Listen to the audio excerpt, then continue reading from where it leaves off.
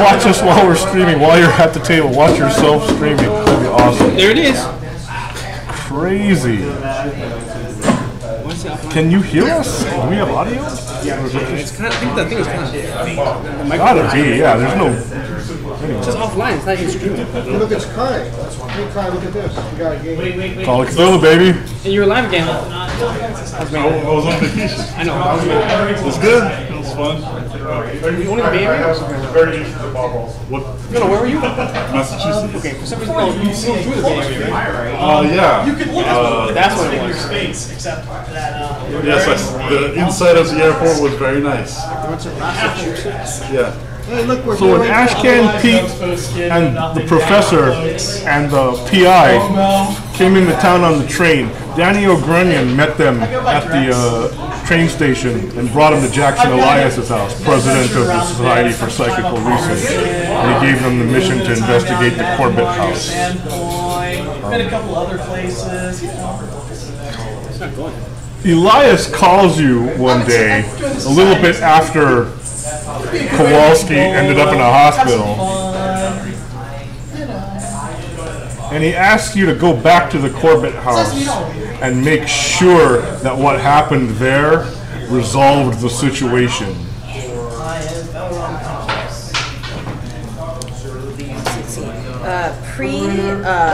Pre-Kate kidnapping, I would be nursing a hangover after like bootleg ginning it up and Charleston it out, which I can do if neighbors required. But no, Constance is of one mind. She's just this, where do you want me to go, boss? So it's Shafe Street. In between these two tall office buildings is the Corbett house. It's a creepy ass house. The report that well, I guess Archibald is all the way back in Miskatonic now. He can't give you that report. If you want to talk to Kowalski, you'll have to go to the hospital. He's the only one in town. And then the driver, Danny, is at the train station. No. Last session, he picked up them and delivered them to Jackson Elias before the scenario began. He was an NPC in that. So are you driving, like driving Astasia this point, or no? He drove you to Jackson Elias's house, and he asked you to do this stuff. Okay. Maybe talk to Kowalski and see what happened at the house. I feel like that's the smart play here. Even 24-year-old Constance would do that. Yeah. Fresh out of college. Check yourself. I'll go actually on the way if there's like flower. If we can purchase some flowers, I'll purchase some flowers if that's possible. Put them into the. Okay, here's how money works in Call of Cthulhu. On the back of the character sheet, you have your cash and assets. This is all based on your credit rating skill. Credit rating is like social standing. It's how likely the bank is to give you a loan. Constance Wrigley's credit rating is 90 on a scale of 1 to 99. So she's at the very low end of rich. The low end of rich? Spending limit is $5,000 for her.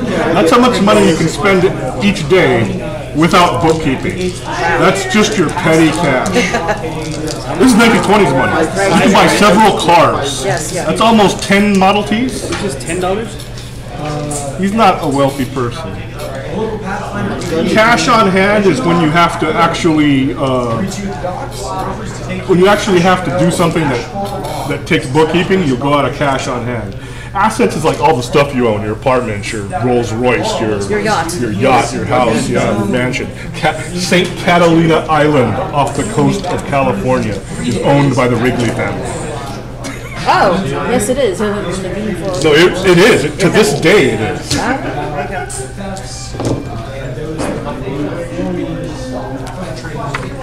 Of course, that don't do you a whole lot of good in Vermont, but whatever. Well, we just take one of those fancy newfangled, what are they called again? This is how you do it. Airplanes. Oh, airplanes. Well, you're in New England. You can drive to Vermont with ease. Take more equipment. I guess you could take all the equipment you wanted on a private plane. Anyway. So yeah, you're in Boston right now, and he's asked you to go to the Corbett house and check to see if they actually did resolve the situation. Kind of a chaotic ending, what with the knife and the glowing eyes and the domination spells and such. Yeah, it was a bit of a thing. Mind control. Life control. So that's where you're at now. You're at Jackson Elias's house. So I think head over to the hospital to go see Archibald.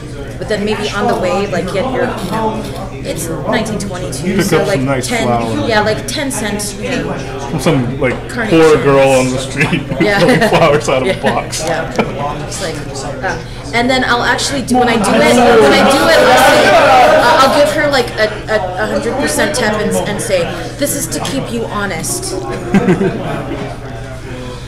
So you head over to the hospital with your big ass flowers, and you get there, and Kowalski's in a bed and on his stomach because he's got a huge, his back is all bandaged up from like multiple slashes and a particularly deep puncture wound. I rolled an 01 when I attacked him and dropped him to 0 hit points. It's essentially a crit, right? It was bad. They call it an impale and does an extra weapon die of damage. It's not that great. I don't know, dropped him to 0 hit points, so that worked out pretty good for me. Yeah, so he's in there, heavily sedated with pain medication, because he was stabbed. It came out of the front, and in the back it came out the front. It was bad. And he's in there. He looks, I don't know, who would play Archibald Kowalski in the movie? Marlon Brando? No. No? Someone with a big nose. Oh, He was Polish. okay. Anyway, he's just lying there, heavily sedated. Thomas Malone is there, and he's a member of the society. Is Thomas Malone banged up as well? No, he was not present during the Corbett House investigation. Since you're here to investigate. So I'll, before I go in, I'll just kind of try to peek to see like if I can overhear any conversation or things. I don't want to. Oh, he's not talking to anybody. He's getting his rest. If he doesn't get his rest, he can't roll 1 die 3 to recover hit points today from medical care. He's just hanging out. He's rest. Yeah. I'll try to like. I won't go in just yet, but I'll try to observe Thomas a little bit to see if like I can get a read off of. He's just an African American doctor. Yeah. Well, what's your psychology? That is a good question. It's alphabetical. It's 30. It's not bad. Yeah. Go ahead and roll. Elaborate a bit, perhaps. Sure. So, history lesson. So if I meet it or go above, it's a go. He looks concerned for his patient and his other patients. He's got to make rounds, and eventually he leaves you guys alone after checking his patient, make sure he's not bleeding out. I'll ask him, is he going to make it? Oh, he'll be fine. Try not to agitate him too much. I don't want his wounds reopening. He's lost a lot of blood. I have no idea if blood transfusions are a thing in 1920s. Oh, I would imagine like Coke can Maybe. bottles, probably. Well, I guess World War I, I'm probably pretty sure they did some sort of amputations. Oh, that looks bad. It's going to have to come off. It's just a splinter. You need the morphine, right? Yeah, morphine is great. Penicillin. Is that invented yet? Probably. Yes, in the 1900s. Is he asleep now? No, he's just heavily sedated. So I'll put the flowers down, and It covers up the stench of hospital sterility very well. and I'll turn over to Archibald and say, do you need water? No, I'm good. What's going on here? Why are you here? Did Jackson send you? He mentioned that things might have gotten And she scrunches her nose a little bit and she says, chaotic. He tells you that they first went to the Boston offices of the Boston Globe to pull the newspaper morgue on files in the Corbett house, and they discovered that Corbett was that every family that's lived in that house for the past 20 to 40 years has come to some kind of tragic end. The last family that lived in the house, the Macarios, ended up in an insane asylum. The kids were often with relatives down in New Jersey. The previous family was an African-American family. Yes, they rented to black people. They were desperate. One of the children killed themselves with what appeared to be a kitchen knife, but Kowalski believes that it was not a suicide. He believes that that knife was the same one that stabbed him, and he tells you that that knife was floating in the air, and it stabbed him in the back while they were trying to dig up Corbett. They figured out that Corbett was buried in the basement according to his will. Corbett was a member of something called the Chapel of Contemplation, a Boston religious group that had their church burned down during a police raid. They visited the site of the chapel, and there was a strange symbol on the wall that looked like three Ys put together with an eyeball in the middle. Like three Ys put together to form a triangle with an eyeball in the middle. They almost fell into the basement where they discovered two burned corpses that had been killed by a shotgun blast that apparently did not get removed after the police raid and fire, because it was some kind of secret room. The staircase had collapsed into the secret room and they were trapped down there. How the person with the shotgun escaped that room, they don't know. In that room, they found a copy of the Liber Ivanis, the Book of Ibar, which was badly burned and damaged. Professor Blackbriar is working on translating that right now. So he took it back to Miskatonic University, like Armitage is looking through it. So I'll tell Archibald. Is there anything we can do to keep you comfortable? I think. No, everything's fine here. The nurses are great. We didn't explore the entire house. We went straight into the basement as soon as we found it. We busted through the wall in the basement. There was this black membrane behind the wall, and also rats. Lots and lots of rats. That's when the knife attacked us. We broke through the membrane, and Corbett was buried in there. The walls were covered in black slime, and they looked funny, like some kind of alien chrysalis. He was turning into something in there. His eyes were glowing. He sat up in the middle of the fight. We blasted him with everything we had. We brought firearms. I think Ashcan Pete finished him off with 2 shotguns. I know, right? 2 double-barreled shotguns. 16 dissectors. If you hit something with that in Call of Cthulhu, and it's still coming, that's when you know you should run. You run out of the scenario into another scenario, because that you can't handle.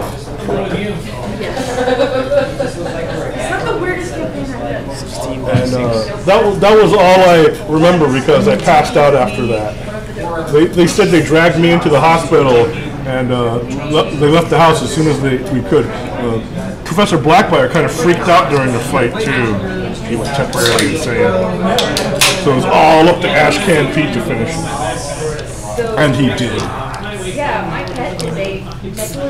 He's trashy, but he is stout of heart. We're pretty sure that it's over. Corbett dissolved into goo. I'm not wearing the knife stop when they tell you. Did the knife stop moving? Yes. Professor Blackbriar has the knife now. And it's been taken to Miskatonic University, where under the eye of light and darkness that protects Miskatonic University, creatures cannot be summoned. I know, right? Archibald, is there anything that you should let Mr. Elias know? You should know all of that, maybe. I don't know. I guess we didn't tell him because it was too late. He hasn't come to visit yet. I think he had some kind of important business to attend to at the Carlisle. And do I recognize that name, the Carlisle? Peter Carlisle is he's a rich dude. Yeah, besides him and his snobby sister Shannon. He's a rich dude from New York that's planning some kind of big expedition called the Carlisle Expedition. That's so original.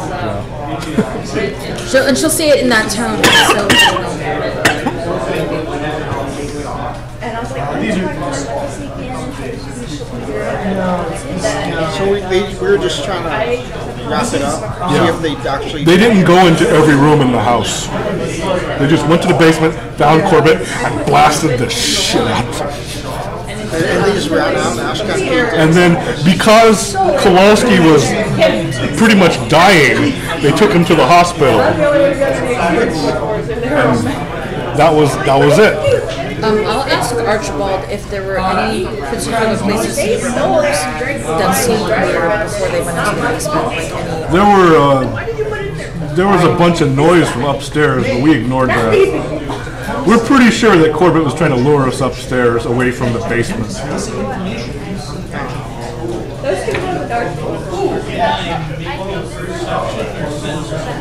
Is there anything else that would be harmful to anyone? I don't think so. But you should go through the house to make sure Corbett didn't leave any surprises behind. Chrysalises can beget chrysalises. Let's see, so I figured probably when they admitted him to the hospital, they took away all his weapons. Anything else? No, Thomas Malone admitted him to the hospital. Thomas Malone is a society member. Okay, yeah. So Archibald has a gun under his pillow. You gotta keep it safe somehow. Yep. Let's see. Well, I'll tell you, but try not to stir too much. They say that your stitches might start to come out. And I'll ask him if... Don't worry, I won't be moving. And then I'll actually flirt with him at this point, and I'll say, you keep saying that there are all these pretty nurses around. And I'll ask him if there's anything else that we should know before we go. Your 90% charm works on him like a charm, but he can't think of anything else. Yeah. Okay, let's go. Well, do you wanna go see Thomas Malone first to see if there's anything that Archibald had on him that we can use, borrow? You can buy anything you need. Yeah.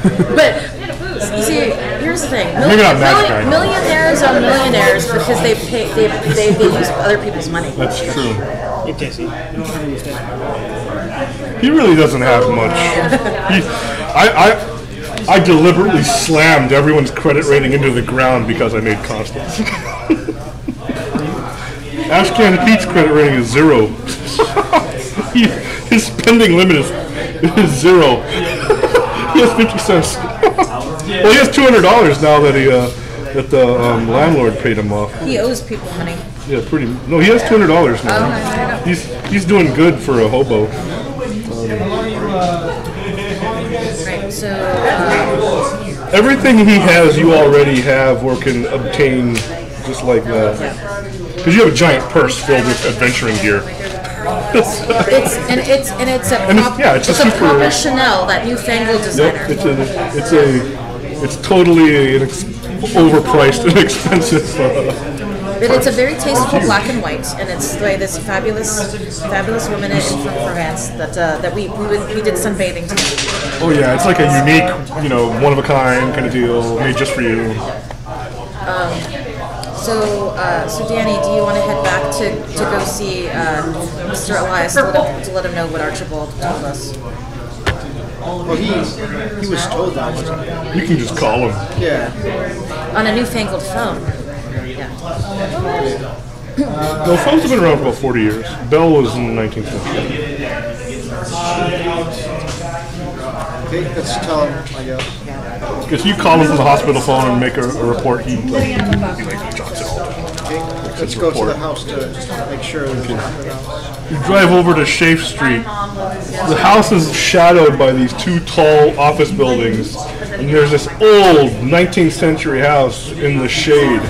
It looks very ominous. It's all overgrown. Nobody's taken care of the yard in many years. Does it like it's stuck in time? Yeah, a little bit. 2 stories. How big are the 2 office buildings? Are they About like 6 stories, 5 or 6 stories. There's no one looking, no one nearby that might be. Does not look that way. And is the house boarded up at all? Yes, all the windows are boarded up. The front door looks locked. Kowalski gives you the keys to the house. Oh yeah. Oh, okay, yeah, I was gonna say. Well, and then how many stories is the house? 3? 2 stories. 2? It's not a huge house. You see anything inside before we go? The windows are boarded Oh up. yeah. And then what time of day is it when we're there? Whenever you want to go. This is Boston's North End in the 20s.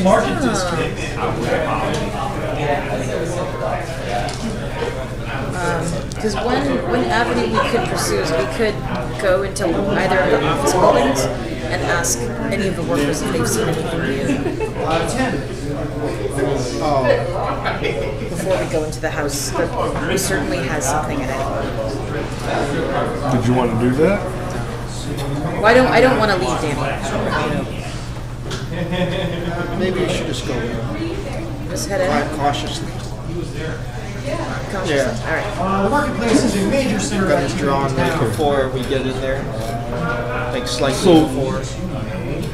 There's the front door and there's the back door. The back door is open because they fled out the back door. I swear I want my card. Yes. I guess we'll go through the back door. Okay. And they gave you a little map of the thing. Where do you want to go first? They said that you go in, and at the end of the hall there's stairways going up and down into the basement, and there's a kitchen on the right side, and that's as far as they got. So we can go upstairs. Upstairs or downstairs? There's several doors in the first floor also. Not upstairs, but to see, because he said that there was something upstairs. There was banging and noise upstairs, but they thought that Corbett was trying to lure them away from the basement. Is there still banging and noise up there? What about in the basement? Nothing. You go down in the basement. Well, before we go down to the basement, I'd like to do a quick pass of the kitchen to see if there's anything strong. You go into the kitchen. There's spoiled food. Apparently, the people who lived in this house fled abruptly, and there's a passageway out of. You're in the hall, and then you go into the kitchen, and then there's a passageway continuing further. It's kind of dark in this house. No one has paid the electric bill, Okay. but you have your electric flashlights. But no knives or X anything I Files could take. flashlights.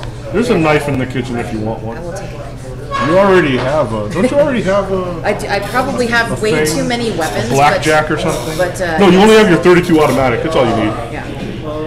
Let's check the other rooms beside before the basement. So there's 3 doors besides the kitchen door on the first floor, and there's the opening in the kitchen, and then there's stairs up and down. We don't have cell phones, so I don't think we should split up. Yeah, we definitely should not smoke. Oh, you never split the party, even with cell phones. Do you know how many Call of Cthulhu investigators it takes to screw in a light bulb? None because All of them never split the party. Jesse, split the party. That's what you do best. That's true. We're not gonna get killed. No, but we should actually do the tunnel first. Let's just trying to You want to go in the basement? Oh, in the basement. No, There's a passageway from there's an opening in the kitchen that goes out into another room, which is the dining room, by the way. In case you're wondering. let's You can check, kind of see a big table in there. let's check one of the other 3 rooms. Okay, you open one room, it's the coaling room that has a shaft that goes down into the basement. And there's nothing else of interest in that room. The next room that we have. The next room is next to the coaling room and is a storeroom that's filled with all kind of weird furniture and stuff. There's a huge cabinet in the back. It's like kind of leaning against the wall. Closed. Huge cabinet. Looks very old and antique. Is it like a wooden hutch kind of situation? It's like a big antique cabinet. It's gigantic. Bigger than the both of you combined. I think you know what it is. Oh, no. Can we like see it without opening, or like? No. You can shine your flashlights on it. Well, I also have my umbrella. Okay. So after you flash it, I can poke at it with my umbrella. Okay, you poke the cabinet with your umbrella. It does not respond. So you like put our ear up to it? You put your ear up to the cabinet. Make a listen roll. Constance never listens. Sure, why not? You don't hear anything. This says 50, but there's also 20. What does that mean? Okay.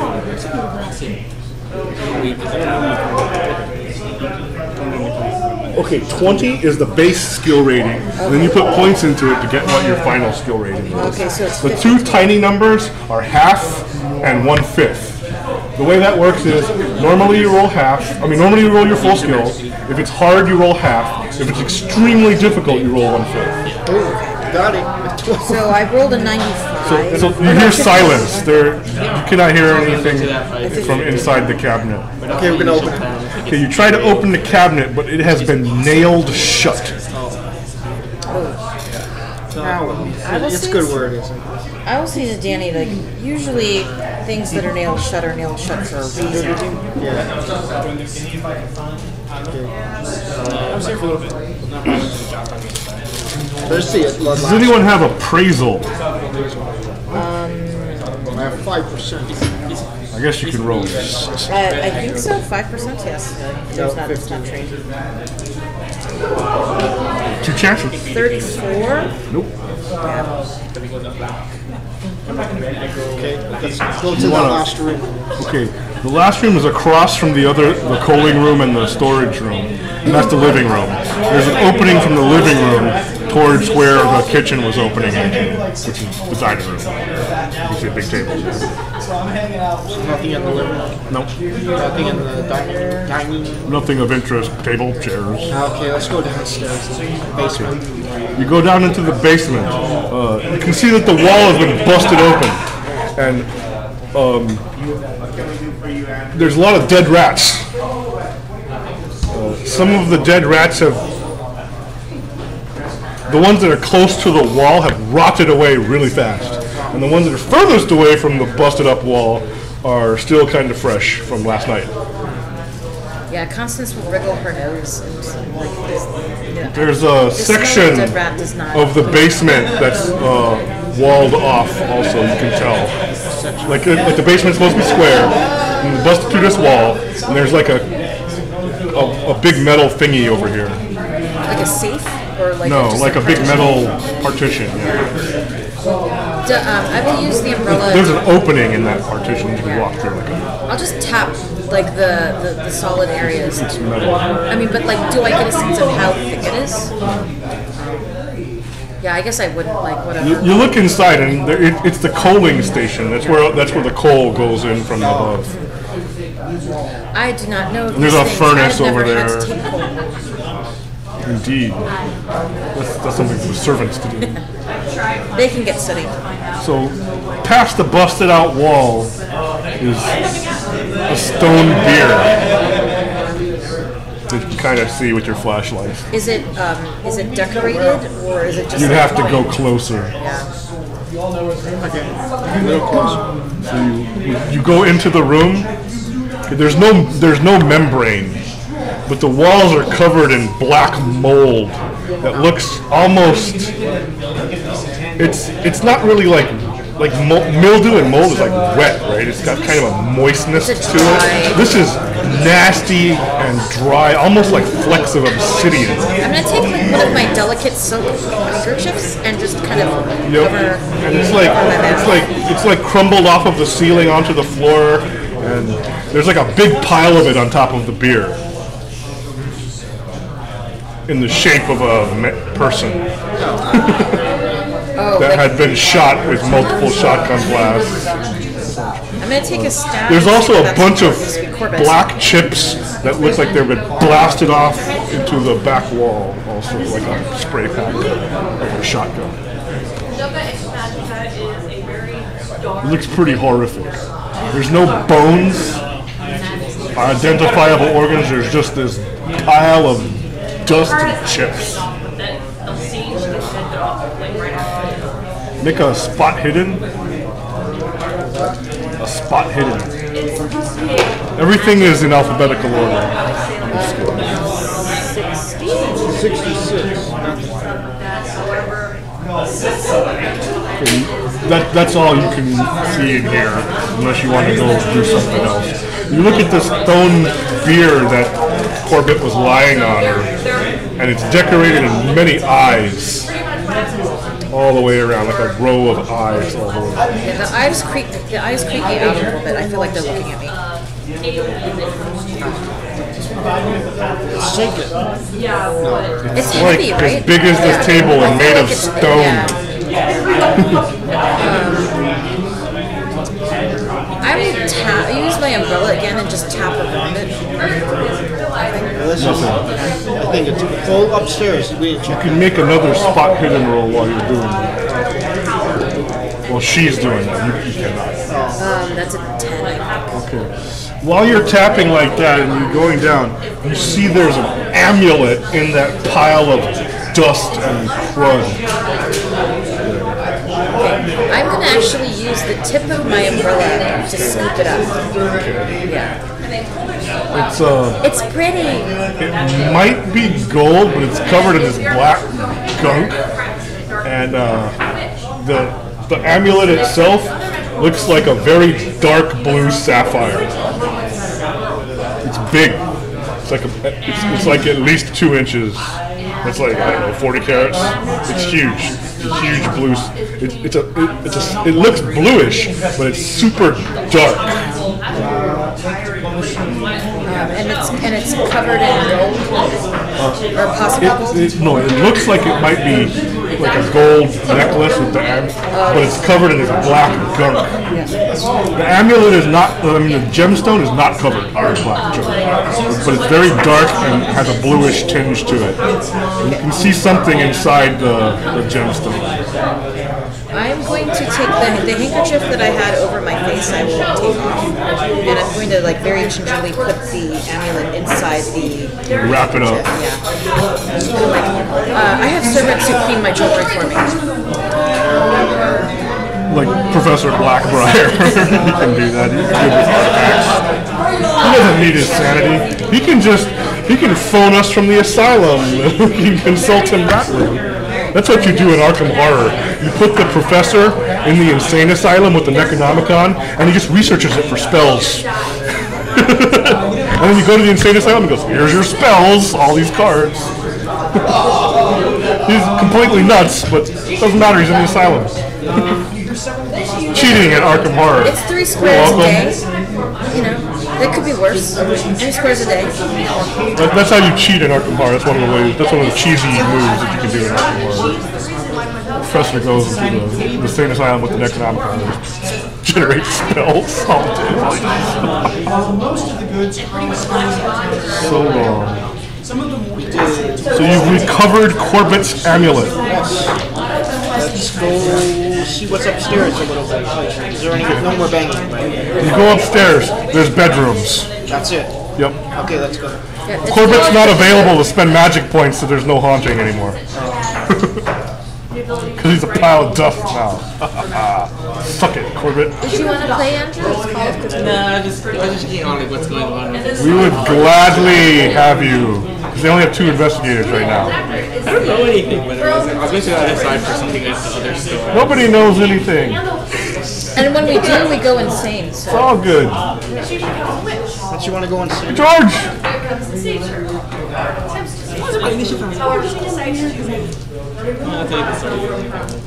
So yeah, you go upstairs. There's just bedrooms, kids' bedroom, guest bedroom. That's it. Let's head out to the car.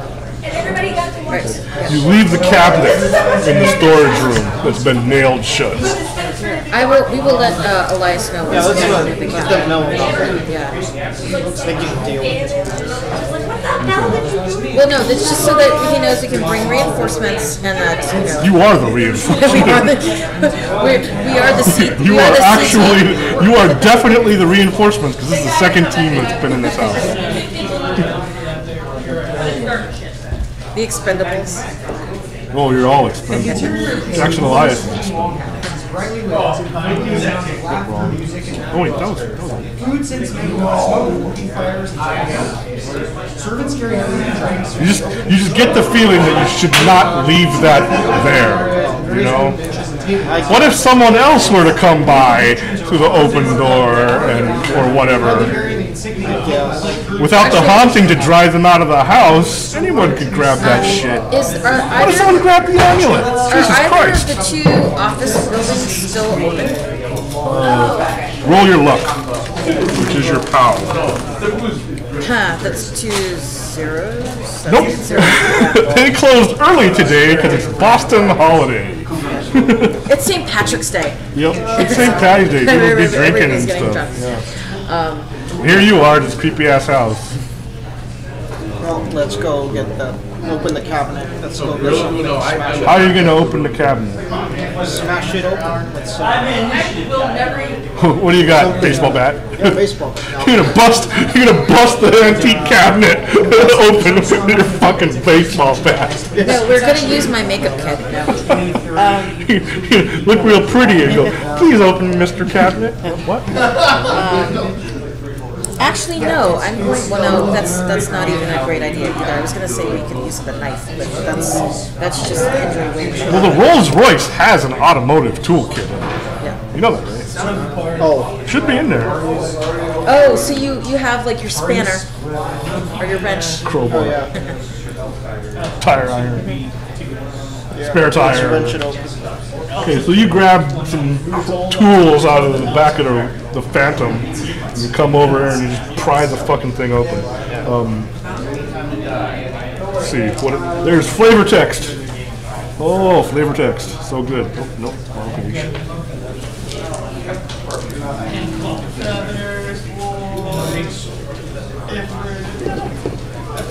So as you enter the hall, Okay, 3 bound books are found within.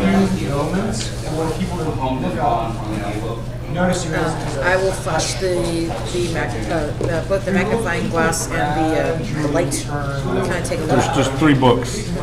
That's the flag. They are not marked on the exterior that you can see. Let's take them. Give them to the. You want to look through them? I don't know if that's the question. Yes, I guess. I will hand. Actually, do you have your driving gloves with you? yes.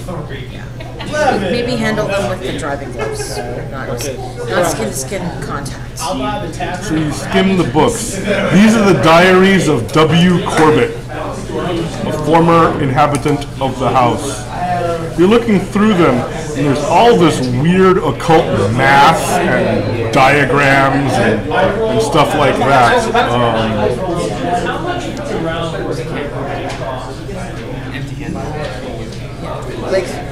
Like a sacred trigonometry. Yeah, sacred trigonometry, all kind of weird stuff. You suspect that if you took 2 days to read these books, you would add +4 to your Cthulhu mythos and lose 1 die 4 sanity. There's descriptions of various occult experiments and meditation and unusual contemplations. The 3rd volume has a sketch of a creature that looks very much like the Demogorgon from Stranger Things.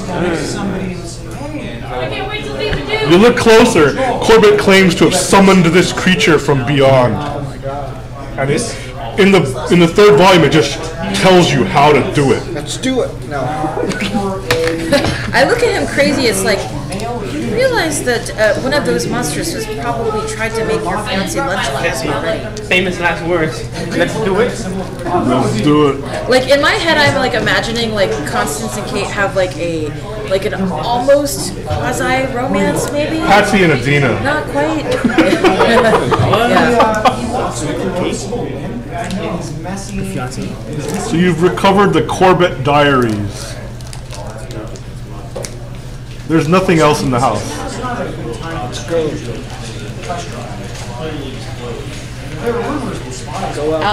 I will use my makeup kit though, the lipstick, the red, the Harlot red, and write "Do not enter" on all of the doors. Good plan.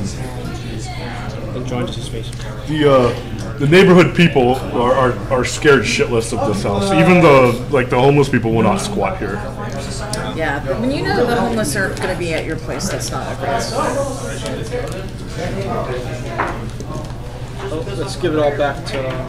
Okay, you drive back to Jackson Elias and tell him that you've been through all the rooms in the house and recovered this thing. He's like, oh my god. Yeah, he puts it in like a fancy box. Yeah, I say you can keep the handkerchief. I've got plenty more. You take the volumes of and he locks it in the special cabinet that he has all these books in, and he locks those kind of books in. And he says, we should probably get these up to Miss Katara with the professors. Yes, and then Constance will look and she's like, did I have a lab today? No, you've graduated. Oh, I graduated? Okay. It's been 2 years and there's no sign of Kate. At Jackson Elias's house was an old man and his son. You don't recognize the old man, but you recognize his son Bertrand. Bertrand Merriweather is a member of the Society for Psychical Research, but he's very skeptical.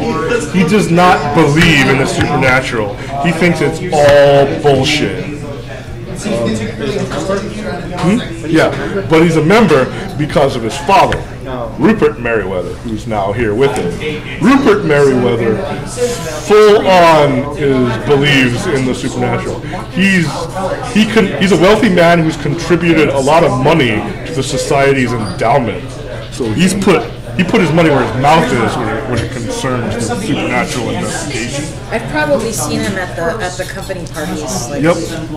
In society and stuff like that. Had to be nice. Yeah, he's rich, but he's not Wrigley rich.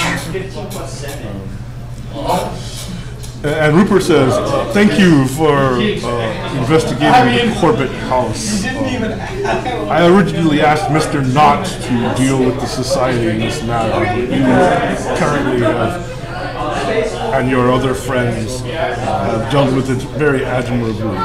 So Rupert Merriweather actually owns the Corbett house. If he wanted to, he could press a claim for the Library of Honor and stuff, but he doesn't. That matter should be handled by the society. You get the feeling that Rupert Merriweather has been doing this sort of thing for a very long time.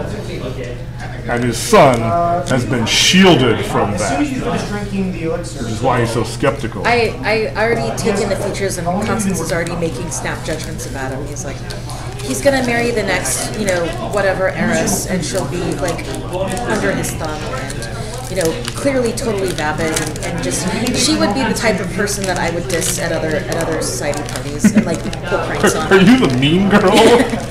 I don't know. Like I could, yeah. It's kind of that thing. Like, don't be the mean girl. You're thinking. Be Lindsay Lohan. Who should play Constance Wrigley in the movie? Jewel State. Maybe. Like a young Jewel State. Yeah. I would make a play for Julia Stiles, maybe. A little bit cleaned up, yeah. With the short hair and that stupid 1920s hat. Yeah. I could see that. A nice clean up.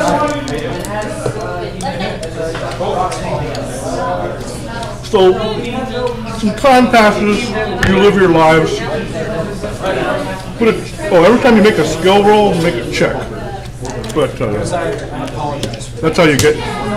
That's how you improve your skills. You make a check. In between adventures, you roll your skill. If you fail, you gain 1 die 10 points in that skill. And that's how you improve your character. There's other options too, but we're not even going to go into that. This is a few weeks ago. Monday night, along the edge of the bank with the south. And time passes. Archibald Kowalski recovers and gets out of the hospital. The society looks into a few seances and debunks them. Bertrand is very active in debunking that kind of stuff. He loves to ruin the reputation of a fraud. It's like his thing. Like the Amazing Randy.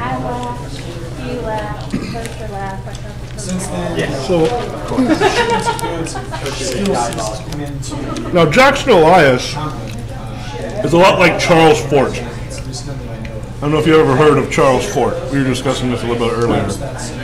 I got cut off. Charles Fort would collect newspaper articles that would today be considered paranormal or supernatural. There's a magazine still in print called the Fortean Times. Fortean Events. I mean in 2017, the Fortean Times is a real magazine that's in print. Charles Fort published 4 books in his lifetime. He collected all of these news stories, magazine articles, excerpts from nonfiction books, personal accounts, all photographs or whatever, all that kind of stuff. Anything weird. And he would write these books about it, where he would try to explain it or come up with theories or what have you. In search of. Yeah, exactly. Jackson Elias does the same thing, except he writes fiction based on all of that.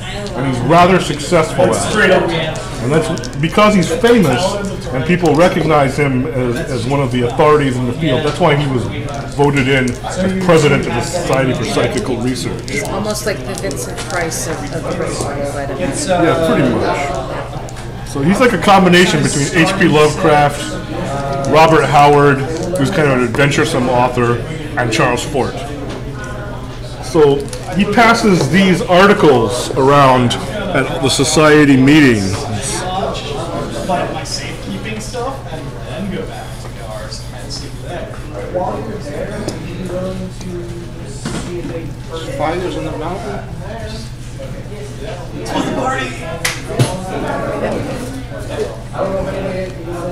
So I'll put down the martini. Let's go up there. So the cars last week. I think most people are on the cars last week. Can I roll to see if I know this correspondent? Bartley Hodges, Yeah. he's a member of the society. Oh, okay. So you're going up. Splitting. Large fire Tuesday night. Advice for investigators: remain alive. Yes, I'll be sure to do that. You can't really, I guess, do any investigations while you're a ghost. Not really. Not in this game. Sunday, so Zombies don't have skills, so probably not. and plus they're hungry all the time. I feel comfortable. Very distracting. Where's the goddamn index?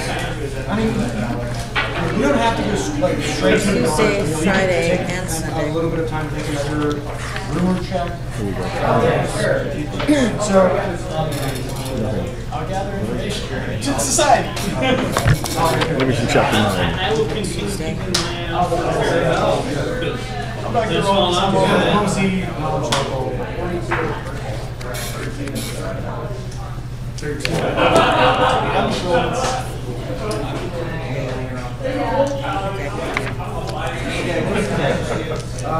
So I would say before we go to I've already forgotten the name of the mountain. Stratford Mountain. But we head over to the Tattler offices to kind of poke around.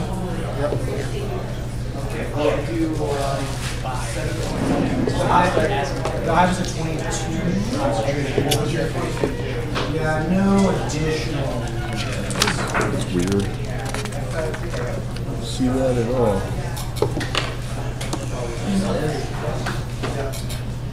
Oh, here we go. Many published scenarios include quotations, excerpt statements, or letters that are given to the players to study and interpret. These materials always contain clues or potentially useful information, or they would not be handed out.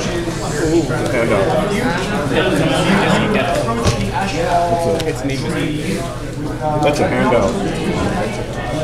In case there was any confusion, Yes, I was that taking, was definitely a handout. taking notes.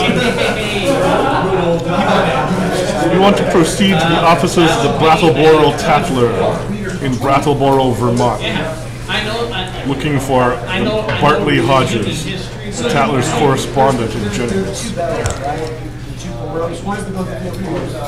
Hodges has also done work for the Society primarily as a photographer, and he's also been published in the Boston Globe as a freelancer. So he's a reporter of good repute.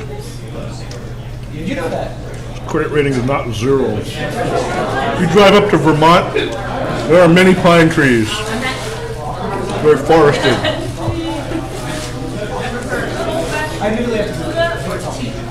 There's probably a whole lot of farms, lots of cows. Farms, cows. She says if we finish early, we can get ice cream. So I'm guessing the evil mountains. Evil mountains. Buildings. Half of the village whose name is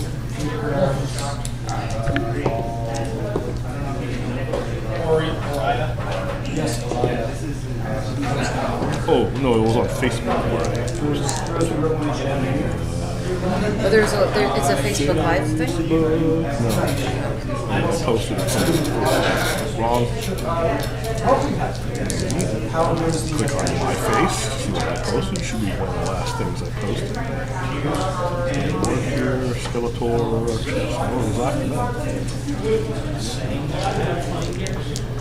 it wasn't on my page, it was on Armchair's page. Armchair's page. Yeah, that's how I found out.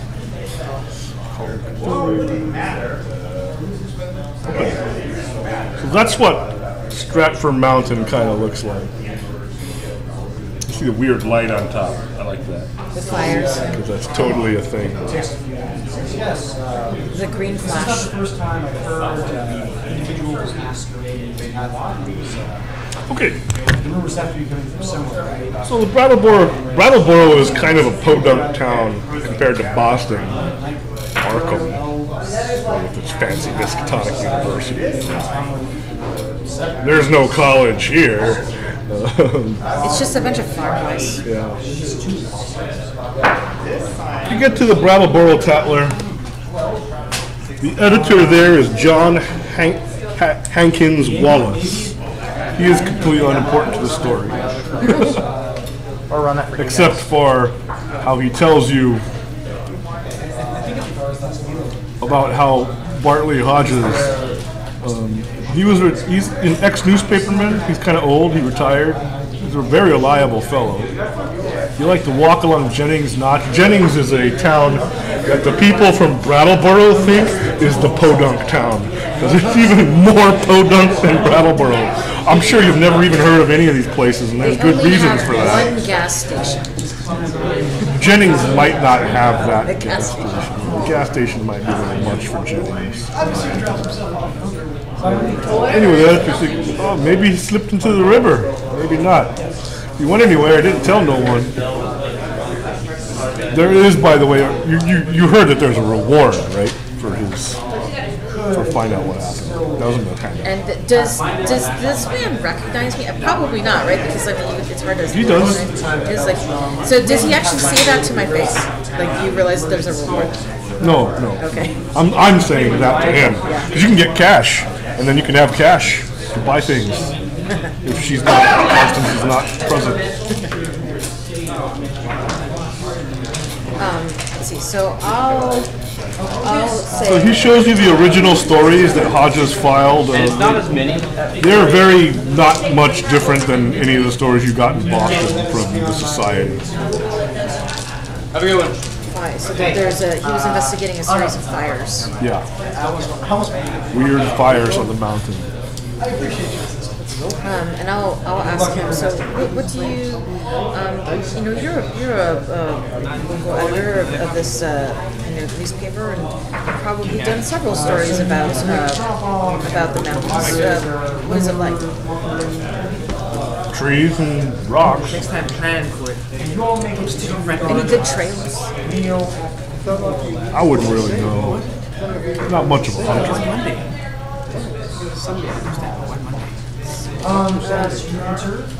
Do you mind if we go to Bartley Hodges' desk?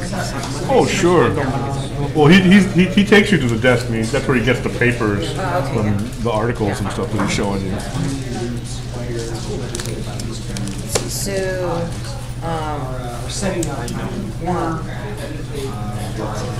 so I'll say to him, I had some correspondence with him earlier. I'd like to see if he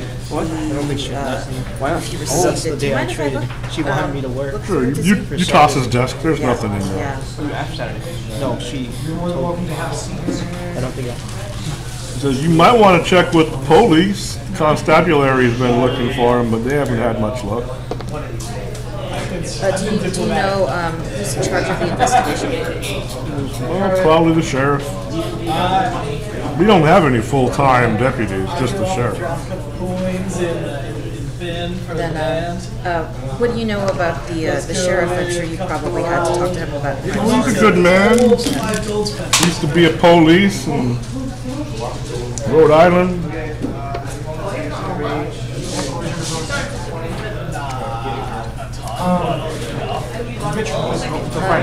What do you think happened to Bartley Hodges?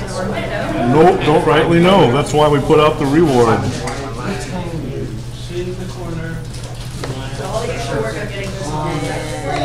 Some people think that them fires were set by bootleggers, and maybe they got him. But haven't been any reports of bootleggers in this area for a long time.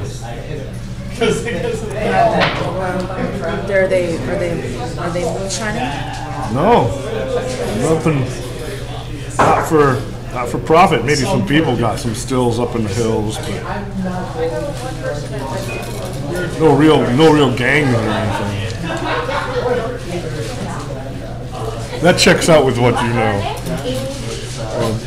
All the bootleggers in this area will come by boat from Canada. Taxes.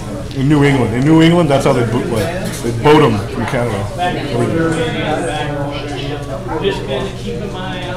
Let's see. And then, One of the characters I was going to make is one of those bootlegging guys who runs a boat. Because his miniature is, I have his miniature, he's got no shirt and a cutlass. A big tattoo on his chest. He's fucking hilarious. So he's like, shing! are you going to name him Captain Morgan? Probably. These three people make a perception check. He said, also ask Danny, should we go to see this? Yes. 21. The police know nothing. Oh yeah, before I go, I'll tell the editor that we'll do what we can to see about getting his book. So you two. So you go to the police constabulary office, and there's like a sheriff and a couple of volunteer deputies, and they literally know nothing. They have no idea. Nobody's seen him disappear. Nobody. He didn't talk to anybody and say he was going to leave. Nothing. They'll let you into his house if you want. Seems like do it. Yeah. I give like side eye. So his house is a few miles down the road in Jennings. Oh. Yeah, so it's Even more podunk. Jennings does not have a police department. They rely on Brattleboro to cover them. Oh man. Because of the county. Right. They have a grade school, a general store, a feed store, and a church. Wait, there's That's it. As far as buildings that aren't houses. There's a grade school, a general store, A feed store and a church. a feed store, and a Okay, church. so at this point, you look up. You attract a lot of looks with your fucking Rolls Royce, Chanel bag, chauffeur, And the sunglasses. sunglasses like a Hollywood celebrity. Yeah. Depends on when I show up. And if my tire decides to hold out. And then is his house, We were supposed to take it in today, but is it a small cottage or like a multi-story? It's a 4-room clapboard house not far from the river. Crossing the broad front porch, every door is unlocked. That's not unusual for Jenny. That's the whole thing. They don't have police. They don't need it. Nobody steals. Everybody's cool. But his editor said that he suspected that he Maybe he fell into the river. Or maybe the bootlegger's down. They don't know. That's why they put out the reward. So before I go into the house, like, can I do a check to see if I see anything unusual, like any Nothing. nothing? And is there is it a front door, back door situation again, or is it just back door? Or, Yeah. Doesn't really matter. I should go and look around. You got a back door, porch, front porch. Let's go and look around for something of value. You look inside his house.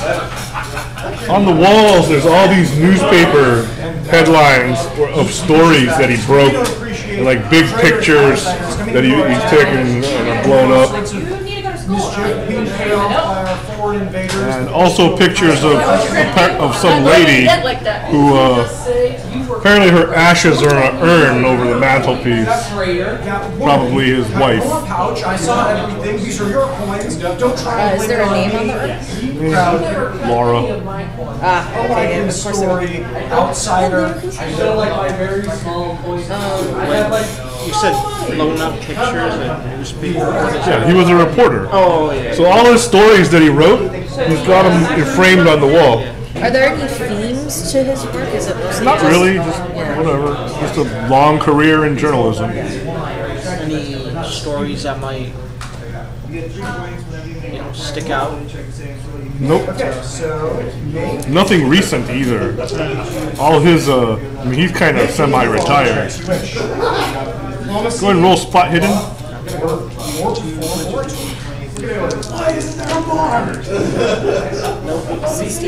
Is that a success? From those that are I think? You participating. roll equal to or lower than your spot hidden for a Okay. success. Okay, then no. Bluff, diplomacy, or I look again. I'm just staring at the pictures and just like, Yeah. this is good composition. So that's all you find in his house. Hidden compartments. Nope.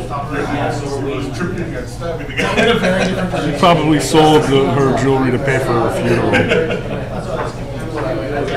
At least cremation chamber. what was your Less likely to be reanimated as his own. So wait, what about the so a mountain? lot of We asked people her about. in the crowd listen to your arguments. Yeah, the editor didn't know anything about the mountain, but we didn't ask the police. Yeah. What do the police know about the mountain? Nothing of value. Just getting reports. They're pretty sure that there's no bootleggers on the mountain. They don't know what they are completely uninterested in understanding fires and lights, except as how it might relate to Hodges' disappearance, because he was investigating. Do we know if they're like telling?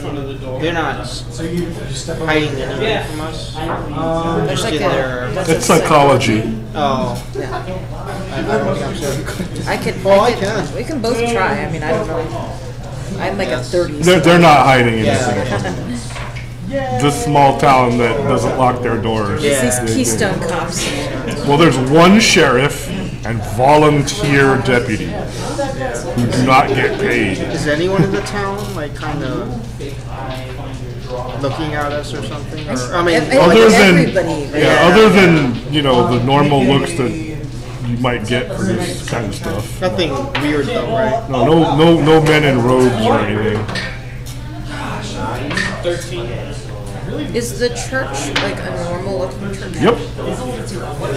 Totally normal Protestant church with a little cross on top and everything. And a bell. They ring the bell when it's church time. Can we know about the history of anything that's going on in the mountain, or about the mountain, or about the town? Professor Blackbriar would know all about that stuff. Can you give a phone call? Yes. You have no idea. Roll your luck. Oh yeah. I got this. What's my luck? A phone. Yeah.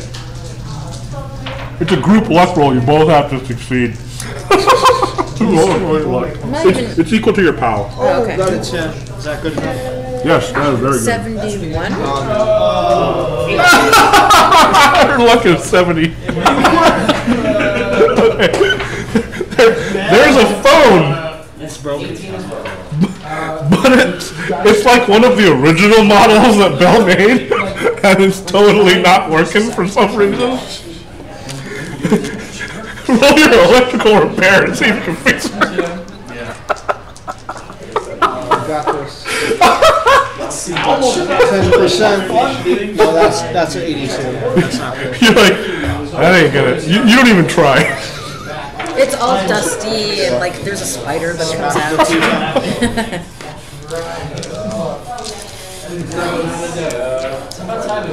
So we got to go back up. You can roll luck in Brattleboro. You leave Jennings and go back to Brattleboro and roll luck there. See if they have a phone. Yeah, that's a 59. That's a 7. Where is our logo?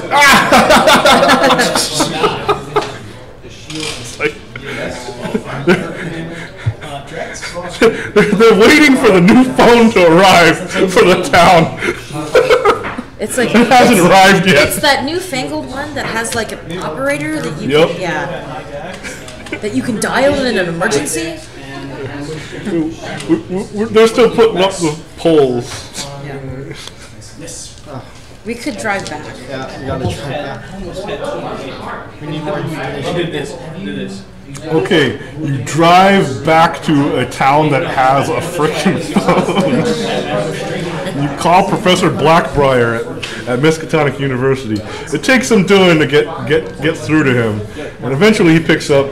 And after talking to like some grad students and some secretaries and some bunch of other crap. We had to run a lab. Yeah. And Blackbriar's there. Yes. Would you like to know? Who's calling him? Who's talking to him? Which one of us has the better? I guess would it be like over here? Charm. Oh, I'm sorry. There are 4 social skills in Call of Cthulhu: charm, persuade, fast talk, and intimidate. Depending on NPCs will respond differently to the 4 different approaches. Some NPCs cannot be intimidated or charmed or whatever. Some NPCs it'll be easier to charm, intimidate, or whatever. So you kind of gotta look and see what kind of NPC you're dealing with and what approach might be best for that NPC. okay. So I do have like a lot of charm. Oh yes. So That's your but then- superpower other than being rich. So Professor Blackbriar. Yes. So if he's part of the society, I probably know of him. Is he like? Yes. Is he He was married, at or- the Corbett House. Oh, yeah. He's currently translating the Liber Ivanis that was recovered from the Chapel of Contemplation.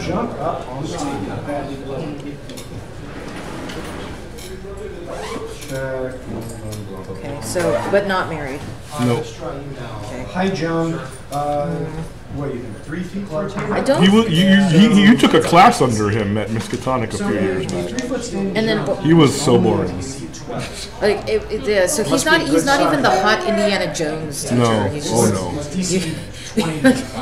I like He's the other guy. The other guy that Dr. Jones talks to when he's at the university. He's that guy.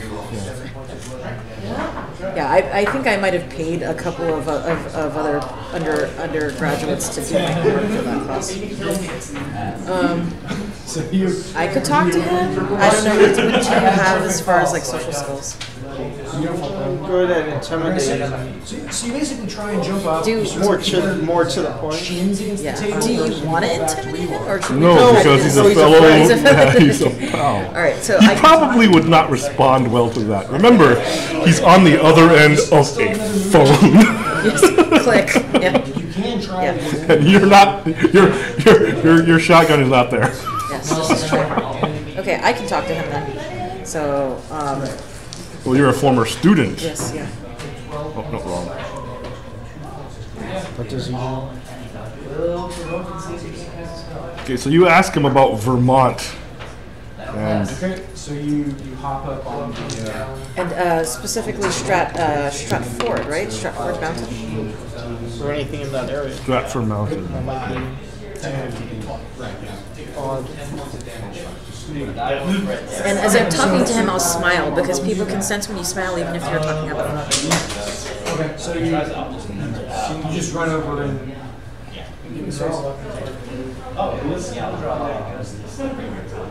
Okay, the ancient folklore of the Pennacook Indians who are native to this area hinted at a race of monstrous beings which lurked somewhere among the remoter hills of Vermont in the deep woods of the highest peaks or the dark valleys where streams trickle from unknown sources. These beings were seldom glimpsed, but evidences of their presence were reported by those who had ventured farther than usual up slopes of certain mountains or into certain steep-sided gorges that even the wolves shunned. To take over Tamra and And then I'll ask the professor, what other things did the Pennacook Indians. Pennacook They taught Indians. that the winged ones came from the great bear in the sky and had mines in our earthly hills where they took a kind of stone that they could not get on any other world. They did not live here, said the myths, and merely maintained outposts and flew back with vast cargoes to their own stars in the north. They harmed only those earth people who got too near them or spied upon them. Animals shunned them through instinctive hatred, not because of being hunted. They could not eat the things and animals of earth, these people are. but brought their own food from the stars. It was bad to get near them, and sometimes young hunters who went into the hills never came back. It was not good either to listen to what they whispered at night in the forest, with voices like a bee that tried to whisper like the voices of men. They knew the speech of all kinds of men, Pennacooks, Hurons, men of the Five Nations, the Iroquois Confederacy. But they did not seem to have or need any speech of their own. They talked with their heads, which changed color in different ways to mean different things. They actually are going to run. All the legendary, of course, white and Indian alike, died down during the 19th century, except for certain atavistical flare-ups. So that's. And then I'll very skeptical eyebrow for Constance. Flare-ups? Yeah, well, people will come, like crackpots and stuff, will talk about they saw stuff from the ancient legends. Drunks, things like that. Skeptics claim that the Vermont myths differed little in essence from those universal legends of natural personification which filled the ancient world with fauns and dryads and satyrs, suggesting the Kalakanzari of modern Greece gave to the wild whales in Ireland their dark hints of strange, small, and terrible hidden races of troglodytes and burrowers. No use either to point out the even more startling similar belief of the Nepalese hill tribes in the dreaded Mi-Go, or abominable snowmen, who lurk hideously among the ice and rock pinnacles of the Himalayan summits. But yet he didn't have wings. True. 2 or 3 fanatical extremists went so far as to hint at possible meanings in the ancient Indian tales which gave the hidden beings a non-terrestrial origin, citing the extravagant books of Charles Fort with their claims that voyagers from other worlds in outer space have often visited Earth. So you are drawing a. The answer is we're fighting Starbuck. That is an about excerpt from The Galactica. Whisperer in Darkness by H.P. Lovecraft. Yeah, just We're because. fighting Starbuck from Battlestar Galactica. We're doomed. Well, so you, Yeah, you Starbuck draw- could totally waste you. He has a Viper blaster. Just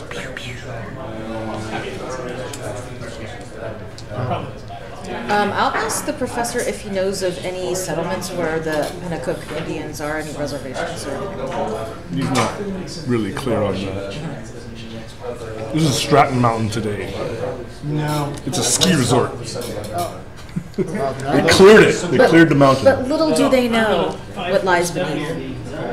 Aren't they getting abducted? Oh no, they're long gone from there by the 21st century. Because of us? We did it? No, not because of us. They ran out of food. Oh, yeah. Gotta go back. No, not because of they didn't run out of food.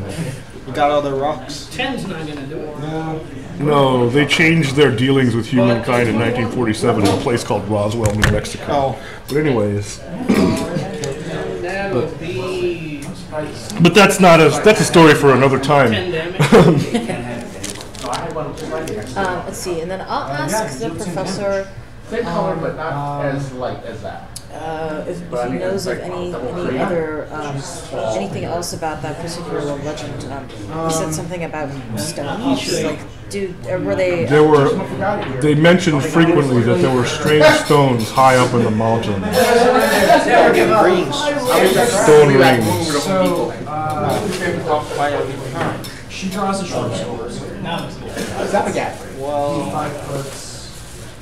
So it's the Gua'uld from Stargate. Oh, hey. Let's see, and then No, because he has the monstrous streams. Well, actually, I'll ask him because we have him on the phone. Do these winged ones also use water to get around, or are they just on their wings? According to the legends. The legends do not specify. I would assume they just fly everywhere. Yeah. If we're talking about real creatures, which have never been confirmed.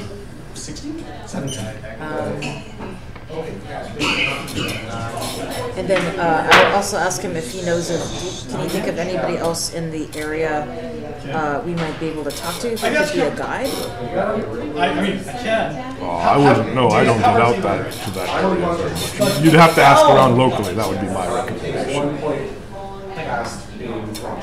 let's go back. Yeah. Before we get off the phone, I'll ask him how is the translation going for the what is it called, the Ibar Cubanus? Should be done in a few weeks.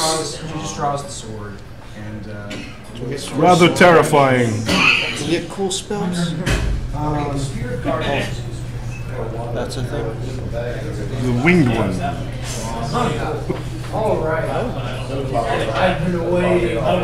Very dangerous. Find out if they can take 2 shotgun rounds.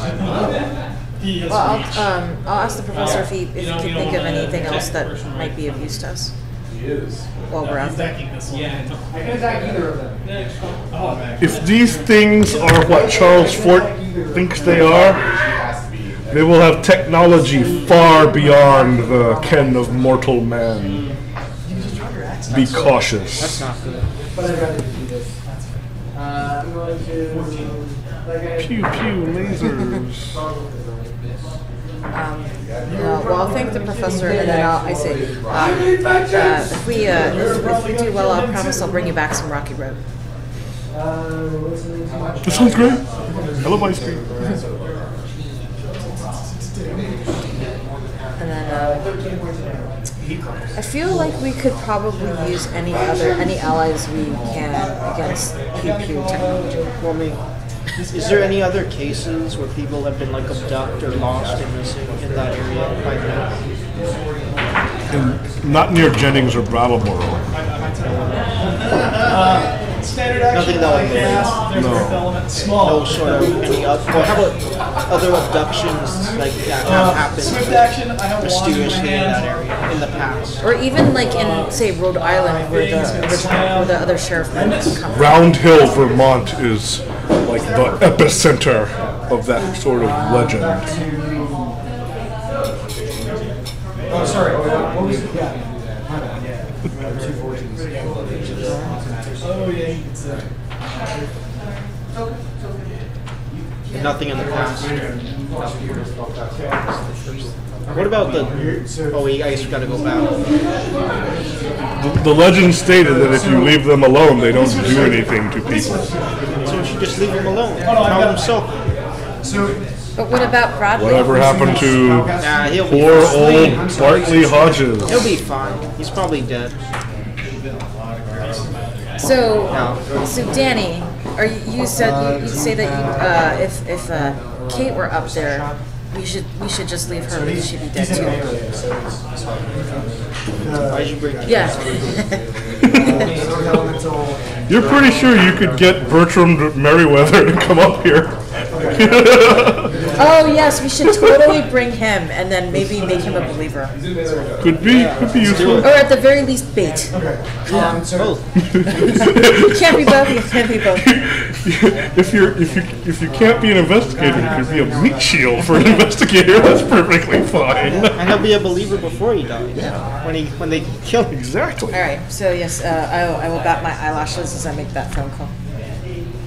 Okay, he doesn't see that. But you have a chart of 90, so he's like, oh yeah, I'll be right out. It's not a problem. He does not come armed because he's a pussy. I give him. He's not an investigator. I give him the knife. He Actually, thinks, no. I he shouldn't. just has like camping gear and like outdoor He shit. thinks it's an actual date, which is hilarious. He's like, oh, and you have your driver with you. That's weird. Yeah. That's really weird. He's over there. He's like, I can roll that way. Have you seen my Tommy gun? It's in the trunk.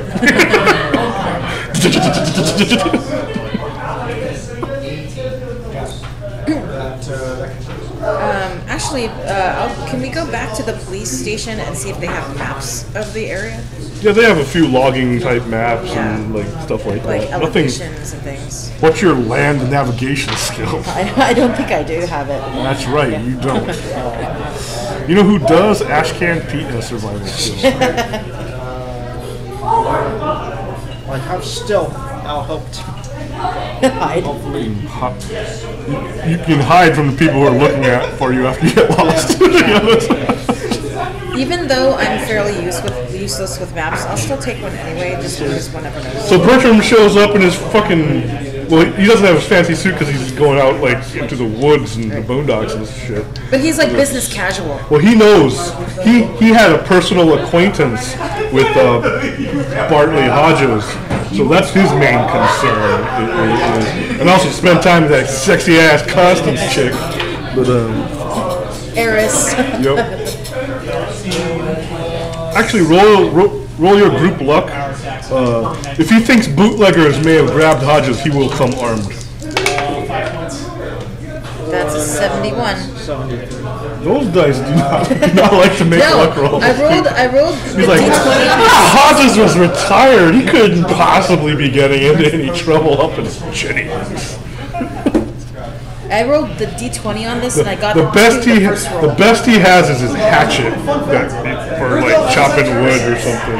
It's still better than his bare fists. In other words, you'll have to arm him. Yes. I give him the knife that I found in the kitchen. You just buy a shotgun. Yeah. Oh, we could. Yes. Okay. Yeah. Because I have. Just in case. I have cash. Yes.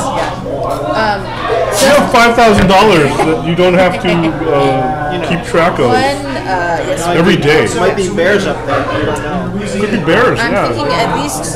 How many shotguns do we want? Two. People in town will sell you, but you have to go and talk to the people in town. Yeah, we should do that too. See what they know about anything. Well, if they maybe like if we can find like a Pennacook Indian reservation descendants or No, they're long gone. they're gone? They're long I don't gone. think they know anything either. That tribe is extinct. Any Iroquois? Well, roll your luck. I'm gonna blow this time. No. Wait. Well, what's our luck? 70. Pow. Oh, you just made it. Just made it. Does that dice ever roll below a 7? No. That'd be good for Colin. That'd be good for That'd be great for World of Darkness. Okay, you're asking around. You do find one really old Indian guy. And he says that people have seen unnatural things in those hills. Nobody goes there at night now. Now they're setting them their fires. They're like big crawdads. Big as a man. Scrunched over and colors all over like they've been roasted. Everybody knows they're making those fires. Bartley knew it too. We got too close. Oh my God. Lay it down, Bartley got roasted. Oh, sorry. Yes, you are. I'll ask him if he can remember any family stories or other legends that we might not have already heard from Blackfire about these creatures. That's all he can tell you. Okay.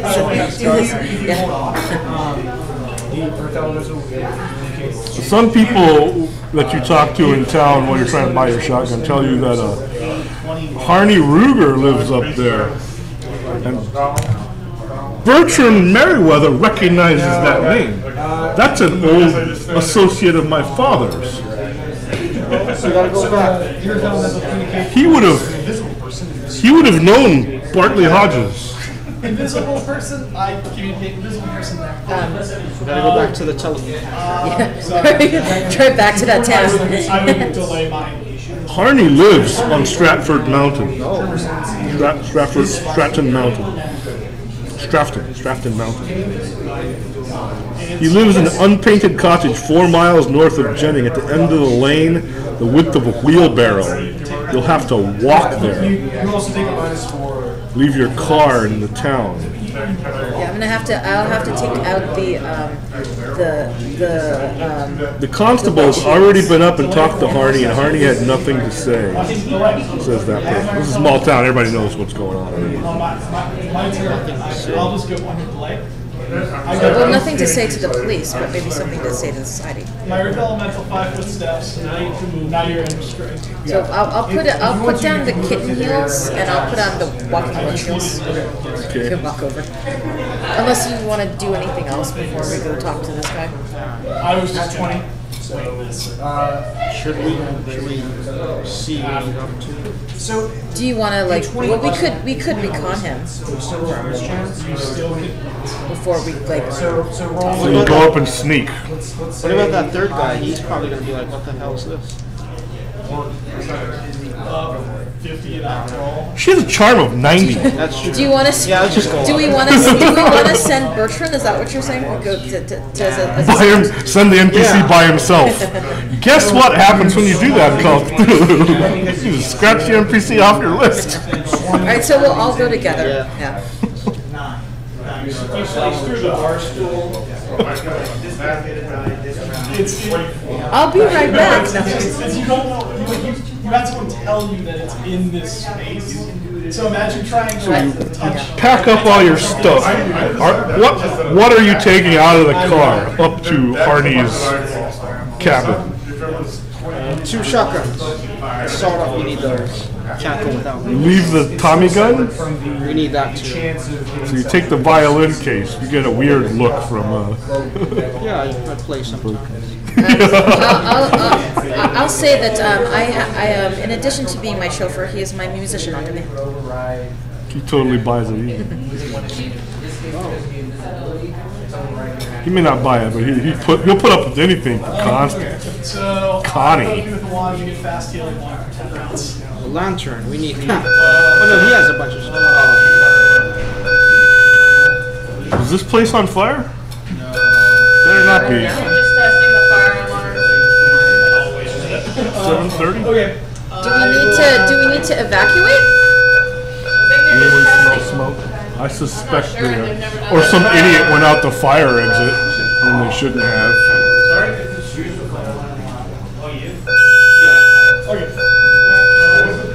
They don't lock the doors though, so. Until I smell smoke, I'm keeping on gaming. And this is the point of the story to look at. Yeah, really. They call me the light. How do you approach the Ruger home? Arnie Ruger. Well, before we knock on the door, I'll ask Archer what he knows about his dad's influence. My father said that Arnie was a bad man in his youth, but has since come around to, he did a lot of bad things back in the day, but he repented and has since been on the straight and narrow. He didn't really go into it more than that. That is someone going out the fire. We can definitely do without all the noise. But the good thing is that we know that they work, right?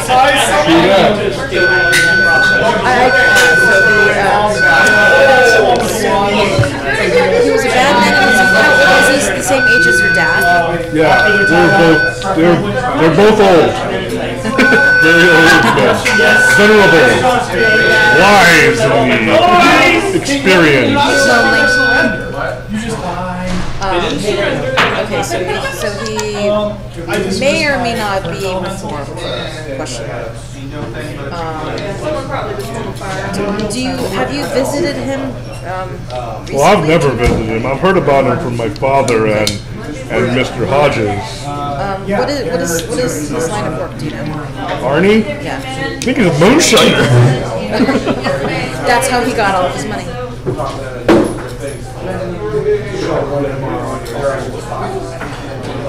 Exactly. Like it did last time. Let's see. So he's a moonshiner. He was a bad man. He supposedly repented. Do you know if Arnie and Bartley, did they see each other? They knew each other. They knew each other from the past. I think my father and Mr. Hodges may have investigated something in the past that Mr. Ruger was involved in. Oh, we should. And he was turned away from the dark path. Oh, let's go back. Turned away. Let's go back to the phone and ask your phone. Could do that. That would be the last thing you do today because it's getting towards nighttime. Unless you want to go up to the cabin in the nighttime, which sounds awesome. It's hard. That doesn't sound right.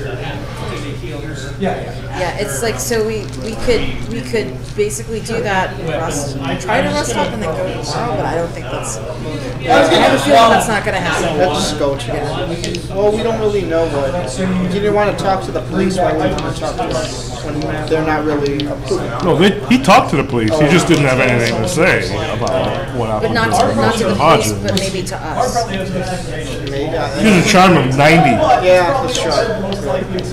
She get blood out of a stone. Well, she rolls a 91. At least an amulet. At least an amulet, right? Yep. So. Horrifying amulet. Do we knock on the door? Or are we going to do this straight, or are we going to come up with a story? So straight? You want to see if anyone else is around his cabin? That's what Bertram said. Okay, we can be nosy. Sure. Roll stealth.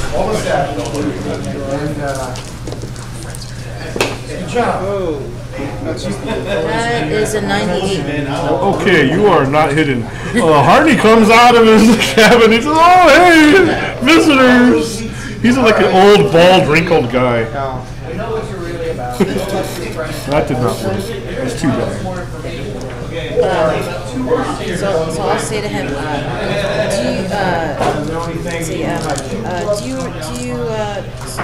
we were looking for Mr. Hodges. Have you seen him?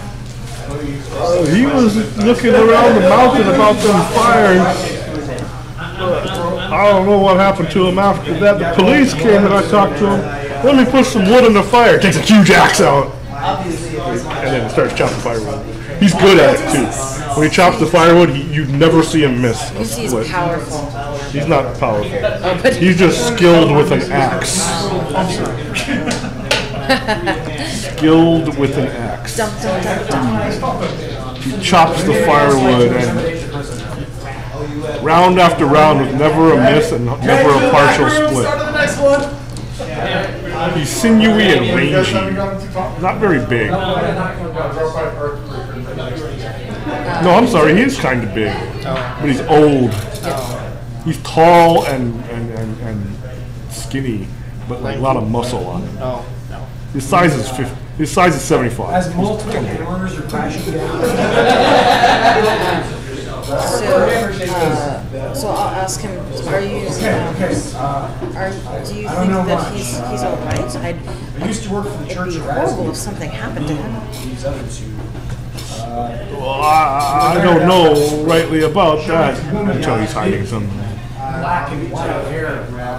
I wouldn't want anything to happen to Mr. Hawkins. Just places on the edge of town. I don't know anything more. I know who she is. I swear. I know he's hiding something. So like, what is the best approach to take with this? No. I promise. Roll your psychology. 34. What's your psychology? Is the living god. 30, I think. Should about the doctor.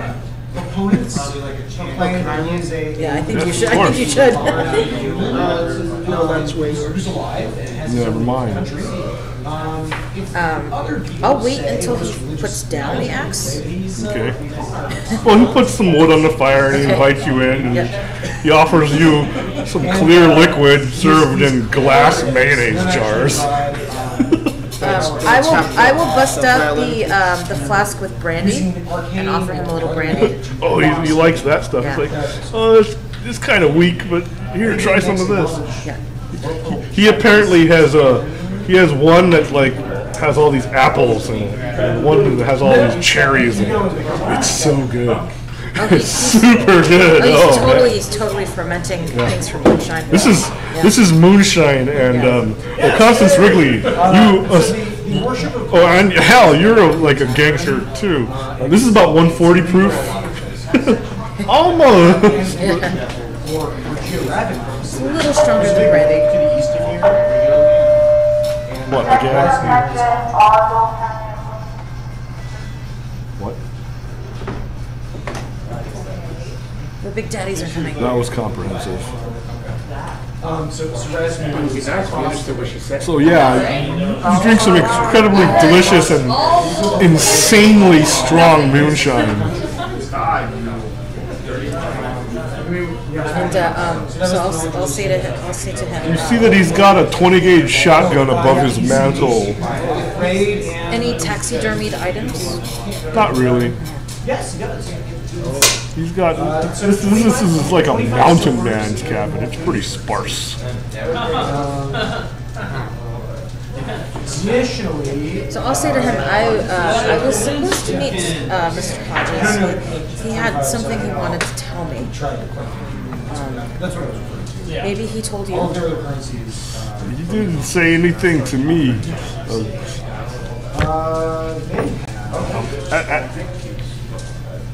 And he starts talking. Goes, maybe he ran into my new friends. More vials of acid. I hope not. 2 master fire suits. Short They know more than them professors down at the U.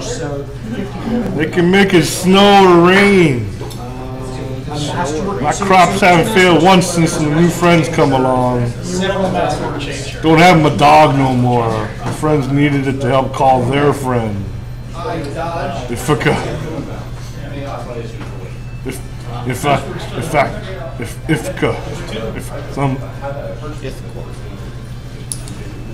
Yeah, someone pull the fire alarm. Glasses.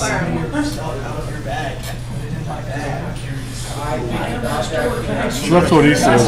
He's drinking some more. He's trying to summon Ithaquote.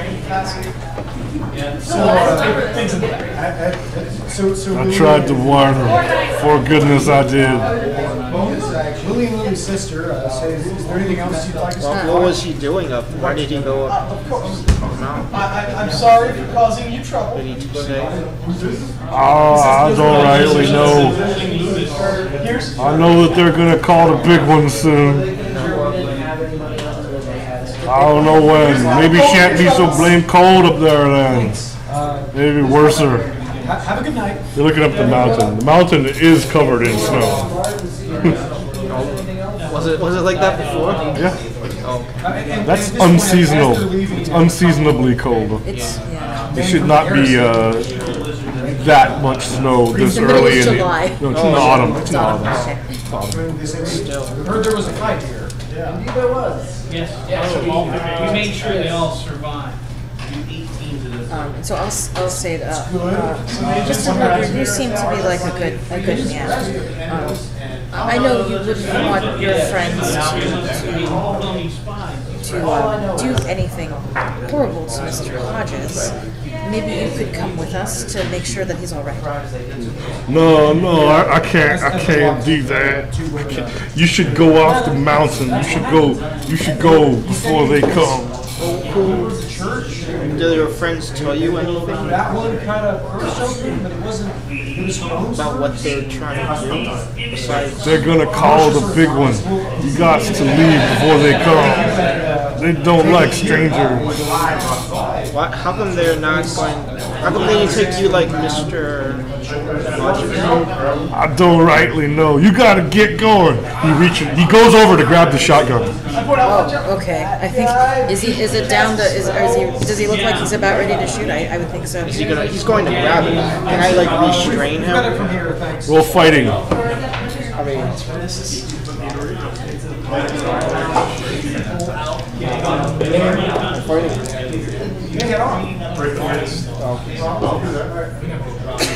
oh my god. What did you roll? Oh no, 69. So I'm good. I got 80. Okay. You've got an ordinary success. He has got a failure. So you have restrained him. Yes. I have an extra handcuff. Calm down. I don't Just have trying to handcuffs. ask you No. questions. Don't. That's in case somebody handcuffs you. Okay. Okay. It's on the equipment list. Extra handcuff key. Everybody bought one. Cheap. Tell him calm down. We're just trying to ask you a question. You don't have He to. starts freaking out. You got to go. They'll take you. They'll take you like they took him. It's getting dark outside. I'm gonna use the binocular if I feel like if Danny has a hold on him. I have binoculars. I can use the binoculars from the house maybe to like see what's going on the mountain. Are you looking right now? Well, does Danny have a good hold on him, or do Yes. I? Yeah. Okay. He's got him pretty Yeah, good. so He got him on the ground. Yeah, I'll go ahead and take a look. Okay, you're looking out towards the mountain. You don't see anything They're taken unusual. away. The sun is still up. It's just starting to lower down. Do I see like where activity might be, like people moving around or Oh anything yeah. like that? Well, not people. Things. Okay, tell him. Okay, we'll go. We just we'll observe what happens at the night. Like if we can see it, get closer, but not too close. Okay, hold on. That's part of the reason I know. Well, that and there was suspicious already. Like I said, this is what the mountain looks like. Normally. Yeah. Well, the light. The light has not come yet. So you settle in, night. Some people that come in, particularly oblivious, other people Vermont. more unusual looks than you would expect already given your racial background. Right. But overall, the rest of the night passes. So you leave his house and like hide in the woods. Night's sleep. So Yeah, I guess Okay. away from the mountain, like to peak of the mountain. Are we leaving him or are we taking him with us? No, he wanted us to go. Are we taking his shotgun? Is the more important question. No, you can have it. You want to leave him armed? You can take the ammunition. Yeah, I'm taking the ammunition. Yeah, Yeah. maybe I'll hit myself with the watch on the way to the dock. So even though. yeah, so we go to the dock. Well, I think he just wanted us to leave. He didn't want to kill us. And so when you want somebody to leave, you reach for the shop. Or you're just threatening us to get out of here before they come and kill us. I don't know. Okay, yeah, maybe that's... Actually, I don't have a psychology roll on it. We could try, maybe. I don't know. But He did not seem like a murderer to you. okay. Plus, all his skills are halved because he's totally freaking drunk. Yeah, he's drunk too. Yeah, no, the axe was kind of concerned me a little. Okay, so roll your stealth. Time to not fail. That's a 17. 7, yeah, you got a 40 out of 50. Okay, good. So you find a little like cul-de-sac or something like that that has some good cover. Looking at your binoculars up towards the mountainside. As you're going towards the dock, When the sun goes down, you see a multicolored light come from out of the sky straight down onto Harney's house. Whoa. Okay. Are we in binocular range for that? That's what you see with the binoculars. Oh, okay. Oh, so Multicolored light just comes straight down. Like it starts off super faint and then gets brighter. It's like a dot until it gets a little bit brighter and bigger, and then it's at his house. What are you doing? I'll point this out to Bertrand, and it's like, what do you think of that? That doesn't look right. Well, do we have 2 sets of binoculars? That's okay, right? He takes his shotgun and he loads it. Just the one, I think. Oh, yeah. The one that he takes the shotgun that you bought in town and he loads it.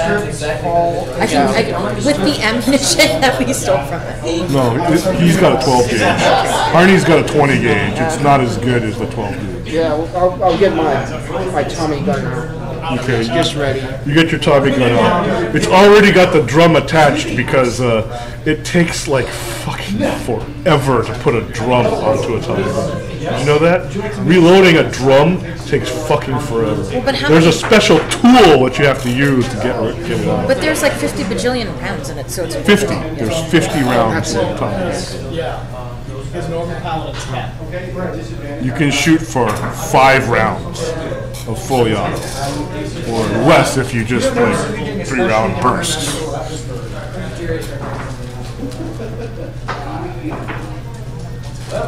So you're gonna run over to his house? Oh, no. We're just gonna... Sneak over to his house? Well, we're gonna see a little more about it. It's just above it, right? That whatever that light is. The light beamed straight into his house, right? It didn't beam. It was a dot that descended straight down. Can we see a little closer what that dot is? Nothing? You're too far away and it's dark. Yeah, and we were only able to see that because of the binoculars. Yeah, let's get a little... No, you can see it with the naked eye, but it wasn't like if you weren't looking for it, you wouldn't notice it. Well, let's look just to see if anything else is around before we move in a little closer. Okay, so you approach cautiously to the house. Yeah. scout the docks, hit the swamps, come back to the docks. Nothing happens until you get close up to the house, up in the rise. When you get up, like right up next to the house, you can hear a buzzing voice inside the house. I come from the planet Vulcan, and I am your father. I am Darth Vader from the planet Vulcan. It says, you must appear at the stones tonight. Now is the time for the ceremony. All hail Shub-Niggurath.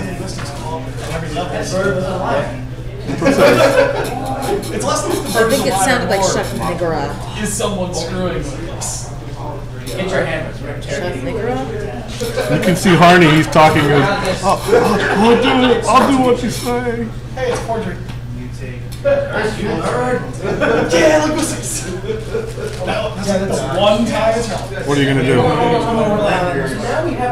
I would suggest to Danny that we hang until Hardy finishes talking to his friend. I say we bust in and kill them both. Is what Bertrand says. He wants to prove himself. He can do that. No, but he's totally gonna die if we let him do that. Yeah. That's good. We need it for the battle. They're like, no. Yeah, I guess we can. He's probably just gonna run away anyway. Well, no, because the thing of it is that we know where this is going down. It's up here at the Stones Tunnel, right? So we know the location. We might be able to get more out of Harney if his friend moves him along. Or he might be able to take us to where the stones are. I don't know. Kill that thing and there'll be less of them at the stones. But we don't know what they are, their information, how they work, anything. What makes you think that we can kill even one of them? Also, do you believe us now when you say that there are things that are not? If we can't do anything about it, then we're dead anyway. Well, we could not die to it. That's an option. You can hear Harney.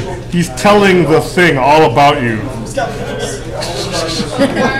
3 people came to visit him. What they have? They're asking about partly Hodges. We gotta do this. So the docks are represented by. We gotta go in here and kill it.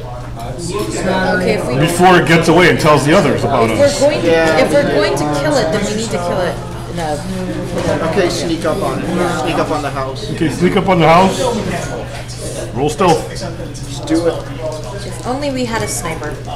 Nope, that's terrible. That's an 86 out of 50. Oh dear. That's a 30, but then I think I have 60 question mark? Yes. Okay. Creaky floorboards. Okay, you fail, you succeed. It's the walking wedges, they're very quiet. Oops, shit. Actually, it's complicated. It's not too bad so far because like you just have to make sure it's like craps, you just need to roll under. Do you roll for percentile for everything? Yeah, percentile. You don't make as many rolls as you might make in other games, or at least that's the idea. The thing makes a listen roll. It rolled a 92. It did not hear you. In that regard. It doesn't hear very well, apparently. Okay, you're gonna bust in and just start shooting? So all the doors are shut, right? Yes. But probably not locked. There was a window. There was a window because we were able to see outside of it. So, is the window facing where the creature is? Can I take like a back It's shot? inside the house. But is he facing? You want to look inside the window. Let's see a little bit of what he is.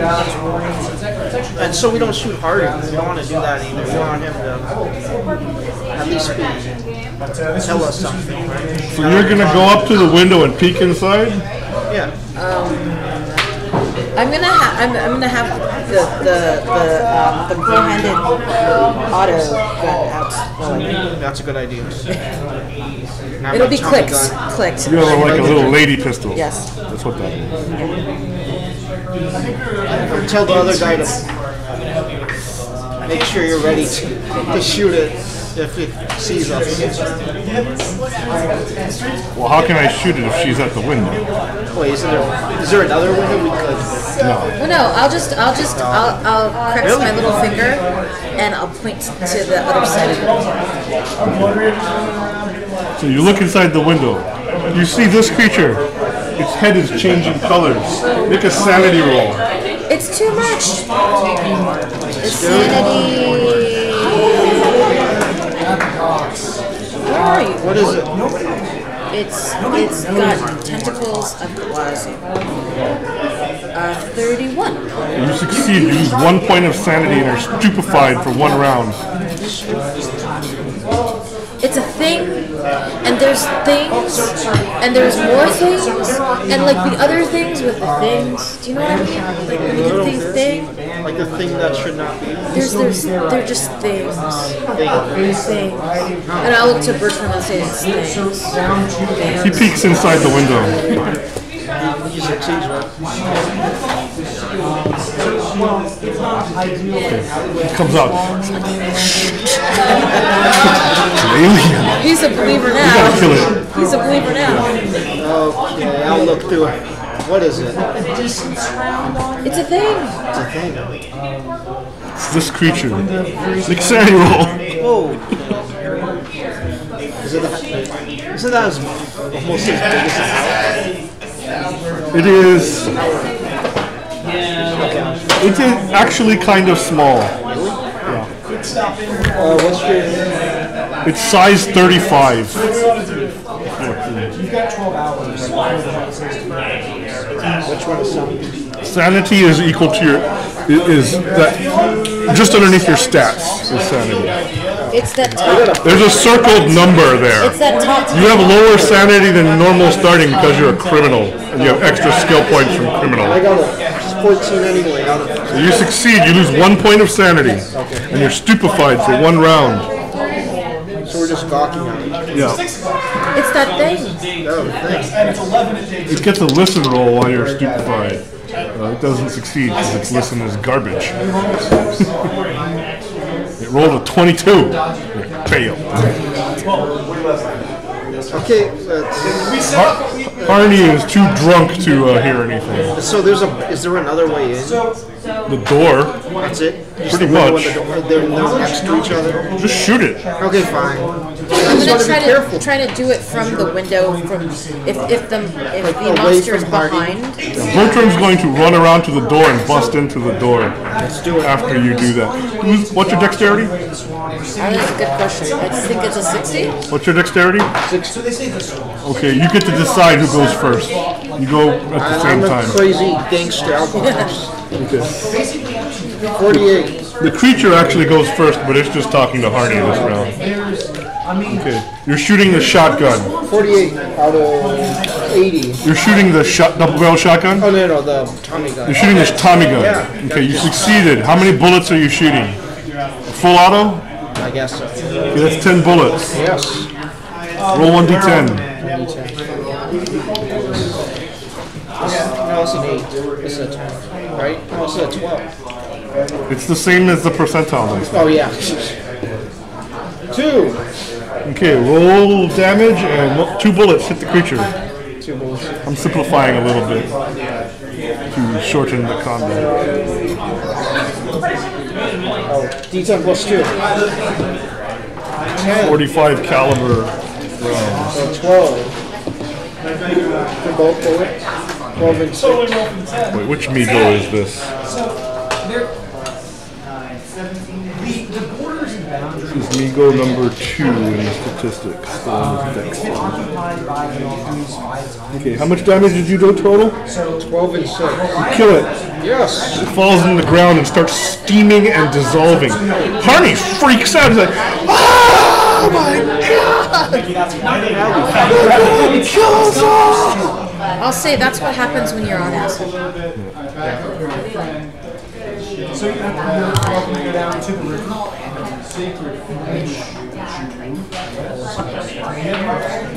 Oh, yeah. Okay, so Did Bertram die? No. Bertram busts in the door, but the thing's dead already. He shoots it, bang! Like, yeah, I totally killed that thing. there are some barges and some. You're very brave. Harney is like on the ground in a ball, crying. Console him. There. It'll be alright. We got it for you. I will take out a cigarette and a lighter, and I will light it up. Oh yeah, let's get him some of the And moonshine. I will give him a cigarette. Okay, he does not respond. He appears to be catatonic. If I give him some moonshine around his nose, He's gone. he just went mad. He's gone. Oh, so while he's gone, I will take the opportunity to kind of like more liberally go around his war. No, that was Marley's house, but just to go around his cabin to see if we missed anything. Toss the place. Pretty much. They don't know that wounds will know. I mean, if your body There's a loose stone on the side of his fireplace. Bertram actually finds it. He pulls it out, and inside is a golden Egyptian casket about this big, decorated in like hieroglyphs and stuff. He opens it because he's a moron, and inside. And I should say, Bertram, no! Yeah. It's like, what are you doing? And he opens it, and inside is a huge chunk of amber that's like kind of faceted and weird looking. And inside the amber is something vaguely insectoid. This is the golden sarcophagus. It's for the next scenario. But nothing like meets his face or anything. Yeah. So this is literally Because it's for the next scenario. this is the Well, we can take this back when we're done. Killing him. You're gonna leave it in Harney's house, No, he's crazy. It'll be fine. No, I guess we should take it out. and you put it in. It's heavy too. Yeah. It's not light. Bertrand puts it in his backpack. Empties out like, I don't know, a sleeping bag or some shit. Yeah, we don't need that skillet. Yeah, we don't need that skillet. I will take this. Whatever, Samwise. Now what do you do? Okay, so we know that the rest of these creatures are going to be at the stones. so I mean Top of the mountain.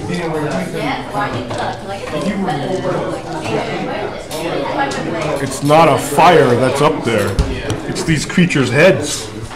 Glowing, super bright. Because they're spending magic points. Let's go. Stop him. Well, no, before I'm gonna go into the Carney's closet and grab like a bunch of his clothes. Okay. You're gonna disguise yourself as Harney Ruger? I can't do it, but I figured either Danny or Bertram might. You don't know. These creatures can't tell one human from another. All humans look alike to me. Stupid humans. two story. Now, why not? I'll record the stuff.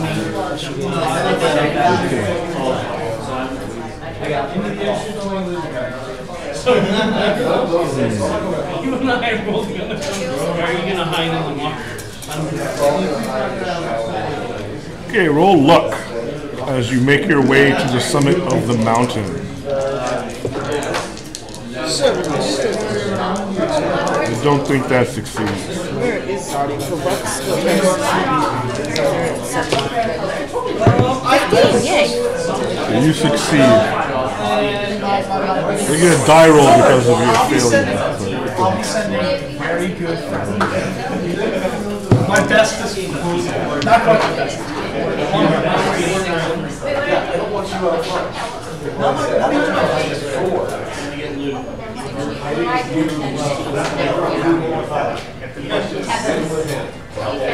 Okay, roll spot hidden with a bonus die. That means that you roll an extra tens digit and you take the best of the two tens digits. So that's possible 60 or possible 60.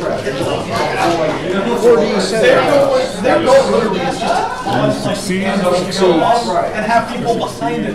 I think I have a 50 for spot hidden. Too bad. I see it though. You succeed. 3 dots are coming straight down at you. Oh god. Can we? They like converge directly above you and then Well, let's get back for a little bit. well, they're on your ass. Already there. Yes. Okay, we gotta shoot. Bring out the Tommy gun, shotgun. Anything you have. My tiny little wings. Where is Let's see. There's We might be screwed now. that one, and that one. Oh, reroll, I said. Yeah, we might be dead. Good luck, everyone. Especially the NPC. Nah, these are the weak sisters. Well, that one's not that bad. the fastest dwarf I've ever seen. Okay. There's 3 of you, there's 3 of them. Oh, what do you know? Not in the same one. Okay, does anybody have deck 75 or higher? Okay, that's the first creature. It comes down. It's dark. You are, presumably you don't have your flashlights out because you're sneaking, right? Okay. A freezing blast comes from above and just like Captain Cold from the Flash, and there's like ice everywhere. Does anyone have a dexterity of 70? No. Okay. So, like this, and learning started at 3. Another one, like to the back of you. You don't have a dex of 65 or. That's 16. Okay, that one is a 95. Luckily, future technology does not fumble. So, yeah, a third one. You're surrounded in a triangle of ice on all the trees and everything. It's 8 hours. Okay, and then you can choose which of you will go first. So what? There's 3 creatures. You can see their heads are glowing, communicating with one another. Gun down one of them. On the dock one more time while we're here. My Tommy, 10 rounds. Okay. What? I saw the roll for skill, right? 11. The bullets. You might actually be 2 again. Okay, roll damage. So what you would be able to do? 7, Red squirt. 8, 15.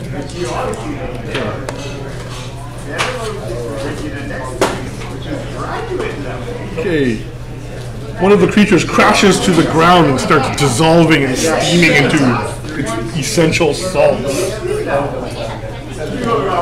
Your turn. Did you want? You can't spray them because they're too far apart. They've like surrounded you, right? And then they all turned and they went. Also, you draw back up. What are you doing? I got the handgun out. Okay. Although I will also take a moment to try to study the trees. Do I think like the trees would be susceptible to fire? Are they too frozen at this point? What are you going to light them on fire with? My lighter. Hell no. No. Okay. All right. So it's time for the ladies. Where you're at now, there's like ice and snow. Yeah, it's not happening. Yeah. So it's time for the ladies' handgun. Okay. And that's a. So how actually do I roll this? It's just the. You roll your skill, My skill. or lower, and then you hit, and you roll damage. Fire hot. I usually roll damage with the skill roll. Because of optimism. Yeah, because of optimism. It's a 1d3. If I miss, I ignore it. What exactly is a 1d3? Roll a d. What? That's rate of fire. Damage. Oh, okay. Damage.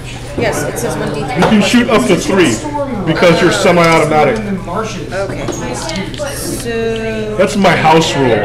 If you're single action, you can shoot 1 bullet around unless you know how to fan the hammer. If you're double action, you can shoot 2 bullets around unless you know how to fan the hammer. And if you're semi-automatic, you can shoot 3 bullets around. so it's a 1d8 for damage then? Yes. Do you want to shoot 3 times? You can roll once for each shot you take. That's cool. Okay, so it's an 86 the first Miss. one. That goes awry. That's a 30. It's a 35 for the second one, Hit. which is a hit, which is 4 damage, and Your skill anyway, 60? 60. And the last is it's a 93. This does not hit, but it doesn't 94, malfunction my bad, either. So you get 1 hit. How much damage does it do? It's the damage is 4. Still up? 1d2. Okay, you hit one and the bullet bounces off of it. You can clearly see it ricochet. Tang! It's not of this earth. minding his own business. When it ricochets, the creature, a web on the creature glows when it ricochets. You did something. Okay, Bertram goes. He unloads a double-barreled shotgun into that one that she shot. Finish it off. He misses. I have exactly 5 more shots on this thing. He reloads. Next turn. Does anyone have a dex of 75? No. What are they doing now? It takes off straight up and then shoots straight down at one of the 3 of you. You are number 1. Okay, a scintillating beam of color that you can't quite identify comes right towards you. What are you doing? Diving out of the way. Dodge. Oh my god, I got 100. Okay, you dodged right into the fucking beam, and you're stuck against a tree. You take 5 points of cold damage. It's freaking freezing. Your chest is like turning frostbite already. It's clearly below. It's like liquid nitrogen got splashed all over you. Only it's a beam. There's mist and fog everywhere where you were at. You can barely see him. Okay. 70. Dexterity. There's only 2 of these things left. It shoots you too. You are stuck and cannot dodge. What do you want to do? Okay. You see him, it's like pointing this metallic rod with all these knobs and spears on it at him. And they're rearranging themselves in ways that doesn't look right. Is there a way for me to? Do we have cover for a little bit for the trees, right? Not really. They're in the trees too. They trapped us in the tree. In the little They're not walls. They just hit the ground. There must have been a point to this. They missed. That's it. They missed as well. Okay, so yeah. And also their weapons project mist. So don't confuse the two. Okay, so what do we know? Double about, mist. Yeah.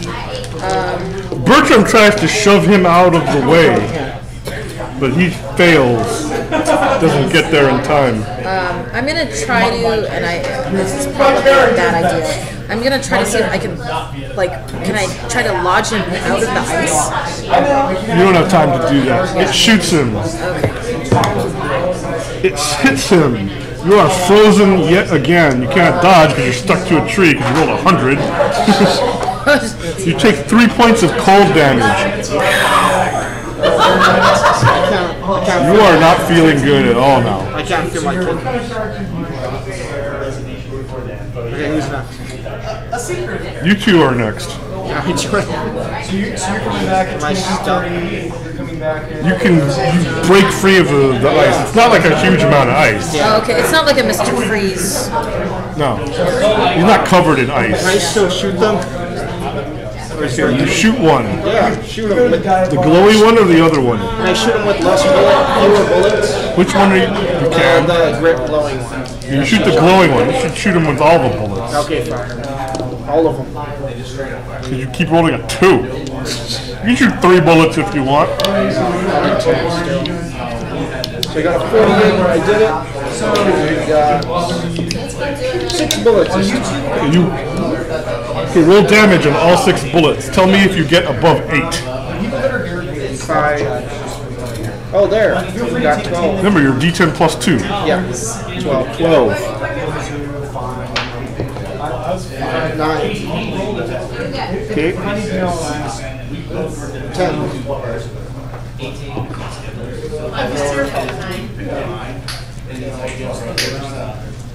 That's 4. That's 5. That's the last one. 5. 5 does not do damage to the people. Okay. It's still up. It doesn't look good though. Every time you hit it, that web glows and just Oh. That's working overtime. But you can tell that several of your bullets managed to penetrate whatever force field or whatever the hell it's got on it.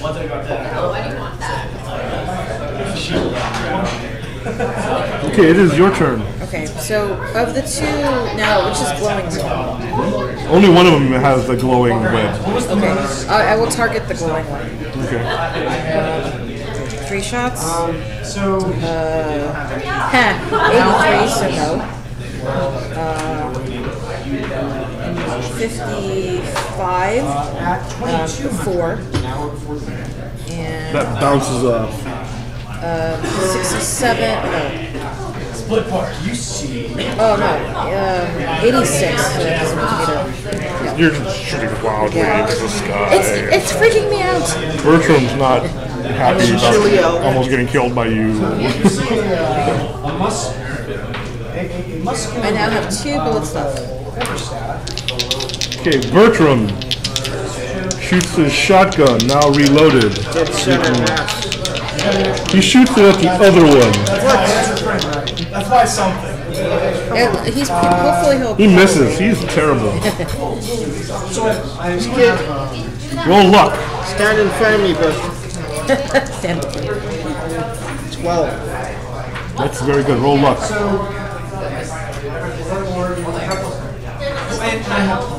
Luck. Oh, okay. That's 65. Yes, 65. I think my luck is 60. 70? What is it? What's your POW? Oh, it's 70. Okay, you barely succeeded. Ashcan Pete has had a dream about you people. Jesus Christ. He comes in, he's got 2 double-barreled sawed-off shotguns. He shoots one at this guy and hits. He shoots one at the other guy and hits. He does 4d6 damage to the first one, killing it. Yep. He does 4d6 damage to the second one, probably not killing it. Or he kills it with exactly 2 hit points. It has 2 hit points left. He needs to roll a 6 to damage it. He rolled 2 6s. Whoa. 4d6. He is. So this hobo comes out with a barking dog. Like, get down. Crazy hobo. Loose. I'm about to. You recognize him. He's I'm about to warn him that it's dangerous when he just totally, gets rid of them. He's like. He reloads. He blows the smoke off with his shotgun. Yeah. It's like, what are you crazy kids doing here? Had a dream about this place. Here to stop the amigos. The Shaitan Negro are here. It's not moonshiners. I saw them creatures. They said something about appearing at the stones tonight. There's not many left. We should go. Muscular man with a quarterstaff. Stop them. Do you know where the stones are that they're talking about? Did you see it in your dreams? It's up there somewhere. Let's go. Alright. Go get them all. Where those lights are. We'll Fucking bright ass lights on top of the mountain. We'll follow you, Ashcan Pete. You know the way. Ashcan Pete goes towards those lights on top of the I'll mountain. stay all the way in the back. He sees you, you're all like screwed up. Do you want to try first aid? Yes. That'd probably be a good idea. Ashcan Pete has 30% of oh, you need to keep track of each of your wounds separately, because first aid can be applied to each of your wounds separately, which is very good. First aid is also dumbed down in this edition. You only have 1 point per success. So Ashcan Pete tries first aid on you. His skill is 30. He doesn't have very good first aid. He rolls a 6. Ashcan Pete's the fucking bomb. Yeah. You regain 1 point of health as he gives you some moonshine. Do you want to try first aid on this poor bastard? Yeah. It's 30, right? It's your base. I don't know what you have. First I think it's 30 because your there's base. nothing. Your base is you have your base of 30. Yeah. Just like Ashcan Pete, because you didn't bring the doctor Thomas Malone, who has an 80, and he has medicine skill that he can roll also. I rolled a 36. Yeah, you have failed. Can I put some contacts on myself? Bertram, you cannot first aid yourself. So. Bertram rolls a 6. Bertram is awesome. Get another hit point back. Bertram's like, you gotta stay warm. Gotta huddle up.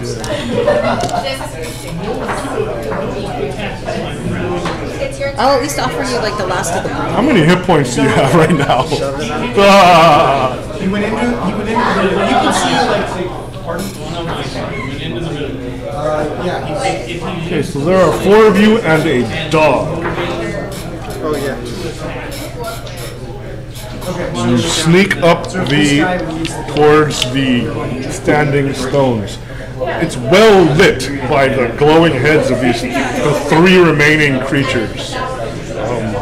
They're circling at very low altitude around these stones, which stick up like black talons out of the ground. There's 7 of them. And they're carved in weird runes. They're starting to glow faintly. And it's getting very, very cold here. So there's just 3 of them floating around. No other ones that we see. That's all you can see. It's probably going to fail, but can I make it a cold roll to see if I might know what the runes are? No. Cold roll. Because that would be a Cthulhu Mythos roll. Okay, let's all shoot at one of them. That's near the closest to us. And if that one dies, shoot the next one to the left. I'm gonna try to distraction force it. I light up the lighter, and I try to fling it as far away from us as possible. Distraction force. Distraction force. They do not respond to that. They continue flying around the. Just stay kind of apart so they can't hit more than one of us if they hit any of us. And so we don't step on each other's toes. Spread out. Yeah, So you come at them from all sides. Yeah. Okay. Shooting So you can totally shoot at each other. Yeah, exactly. I will just go back to where my You should all advance like this, shooting in one direction. Yeah. Okay, so you do that. Yeah, that's. Ashcan Pete's a veteran of the World War I. He knows that you can shoot each other if you don't have an L-shaped ambush. If you have an L-shaped ambush, you can't shoot each other. But if you have like surrounding, you'll all shoot each other. That's not good. Didn't you watch Ronin?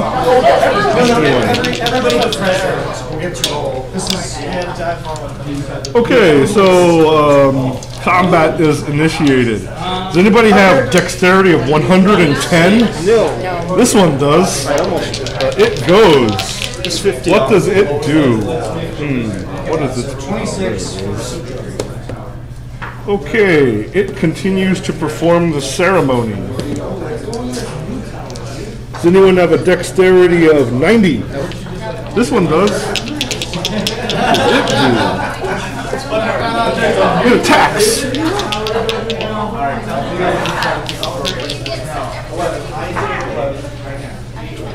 There's 4 of you.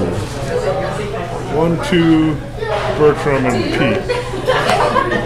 Okay, it attacks you! Dice love you tonight, man. Okay, a scintillating beam of frozen essence makes its way towards you. Roll your dodge! Dodge it. Got an 83. You have failed! I think. Pretty sure. Okay, it does 1 point of damage to you. That's not that bad. The dice love you all of a sudden. Roll the 1. Drawing a hand axe and saying, hey. So he says, hey. Okay, the last Migo has a dexterity of 70. So this person is going into this building. That person's going into that building. Nope. His dex is 60, just like you guys. It's his pal that's 80. This creature, these creatures have a high dex. I'll give him that.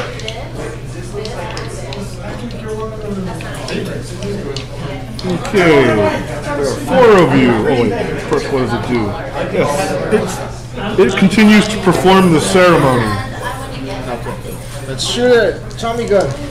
Which one are you shooting? Whatever is closest to us. 1, 2, or the one that's shooting I'll roll. at us. The one Okay, that's the one that's shooting at you. Okay. That's the most important. Okay, I got 6. So I get a crit. What's your skill? 80. If you roll an 8 or less, you've impaled. Yes, I max did it. damage. I did it. How many bullets are you firing at that thing? 10. Okay, you waste it. That's it? Its armor glows and everything. But you waste it. It falls to the ground, destroyed. Okay, you're next. Yeah. I had exactly 2 bullets left in this thing. Oh, yeah, did you have any spare ammo? I don't think so. But I did roll a 49, which is not bad, with a 6 damage. And a 27. So that's also good with an 8. So Which one are you shooting? let's see. The super fast one or the one that's only not that fast? I'm going to try to shoot the one that doesn't look like it's going to be fast. Okay. Roll your damage. I think it was 6 and 8. The two ones that I had. Okay, you waste it. There's only 1 Migo left. And I am out of bullets. Go Ashcan Pete. Finish it. Finish this one. Ashcan Pete impales. I blow him a kiss. It dies. It takes 4 barrels of shotgun it does. And it's an impale, which does 4 dice 6 is what? 24 points of damage times 4. So it explodes. It just splatters all over the stones. He rolled a 6, his skill is 80. The whole bow with 2 shots. He reloads. I didn't die. Only because Ashcan Pete saved us. Yeah, he saved us. You made your luck roll. He was always going to come if you made your luck roll. We just were not. This guy is the right time. The suspenseful time. I was about to die. So, Harney Ruger is still alive. We're totally catatonic. But he's totally catatonic. Do you want to take him and put him in a mental institution? Yeah. You might have to do that.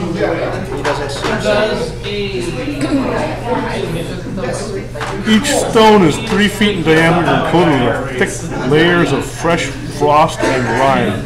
You regain your sanity back to its starting level, because I don't want to roll 1d10. And I think we only took at least a point, so. Yeah, you're fine. And nothing is left of the Mi-Go except their mist projectors. Can you see? 7 mist projectors. Take them. Give them back to the... Yeah, we're making a phone call to Professor Blackwood. So the standard charge works. The chest... Oh no, we already have. They're like beeping. And they got these spears and they're like a rod. The spears shrink and grow. They're metallic. So you're not sure how that even works. Can we pawn them all? Pawn them in a pawn shop. Yeah. Yes, because they will That sounds accept like this. that sounds like a good idea. They will accept this technology. You want to screw around with them? Roll your mist projector skill. Yes, I got nothing.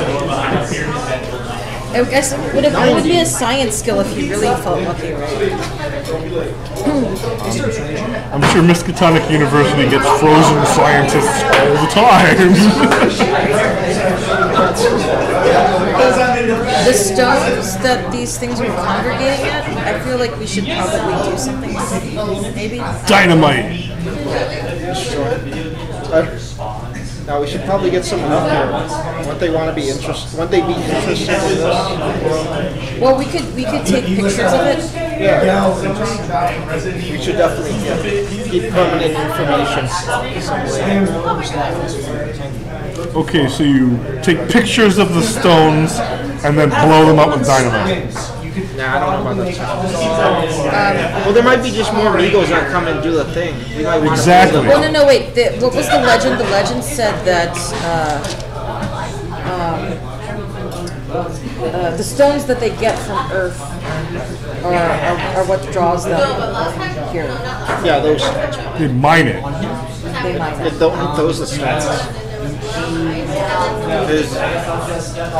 So, I mean, you can do it. You just gotta get to talk about it. I'll ask Ashcan Pete if he's sense gold in the diamonds. What? Okay, Ashcan Pete, go get the dynamite. Yeah, here you go, Ashcan. They totally sell him the dynamite. They don't give a It means that little Billy will be able to go to the piano recital. It is nice to. Oh yeah, did we ever find that guy? That who went missing in the first place? Or is he long frozen? No, you do not. It's entirely possible I need to hold to one of those things. Oh wait, I'm sorry. Searching about the mountain, you also find Bartley Hodges' frozen corpse. So you can bring him back to the town for $500 reward money. Hey, Ashcan Pete is $500. Bring him back in icicle.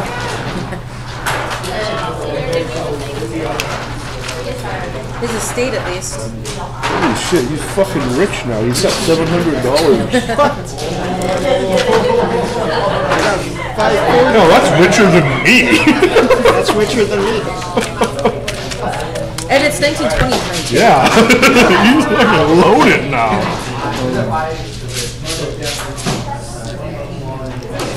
So what do you want to do with the mist projectors? Send them to the university. Okay, so you wrap them up into a trunk or something from the insane Arnie Rogers' house. Arnie Ruger. We can wrap it up in Hardy's clothing. Or whatever, yeah.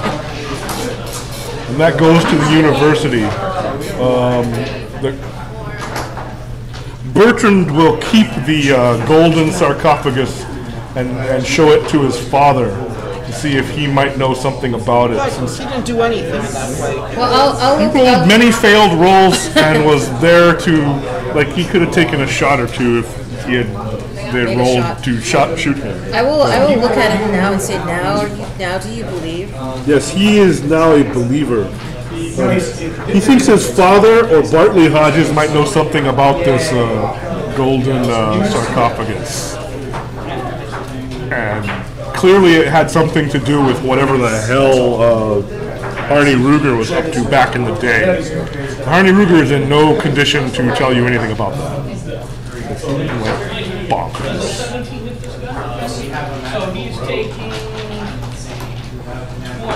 Anything else? Let's see. And that is pretty much it for this thing. Yes. We survived. Well, before we end it, I'll take the picture that I have of Kate, the last bit of brandy, and I'll leave it. I won't leave the picture on the mountain, but I'll look at it for my homies. For your homies. for my Kate. So let's see. Blackbriar has the knife. Did they write that down on his character sheet? The one that stabbed Archibald. Desmond Blackbriar. No, yeah, the one that stabbed Corbett stabbed.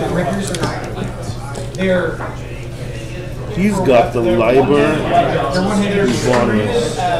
White weapons specifically for weapons. He said it would take a few weeks to He's got the Corbett dagger. Yes. But technically the if you had like a rapier and a Armitage at the university destroys the Migo artifacts before the Migo come to Miskatonic University to claim it, to get it back. Well, we brought you these. Just like throws him a wood chip.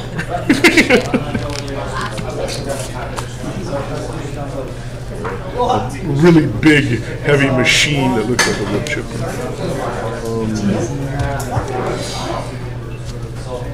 What do you do with Corbett's diaries? The one that tells you how to summon Demogorgon. Let's do it. No, we're not summoning. Do you want to read them? We would lose sanity though, right? And gain Cthulhu Mythos. Okay. And possibly learn a spell. I'm not smart.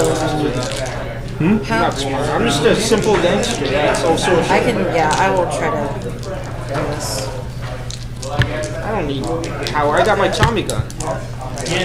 Indeed. I have a 70 power. You'd make an excellent sorcerer. You already have enough power. Oh. Who's got Corbett's amulet? I think I'd give it back to Jackson Elias. Okay. In my little dainty handkerchief.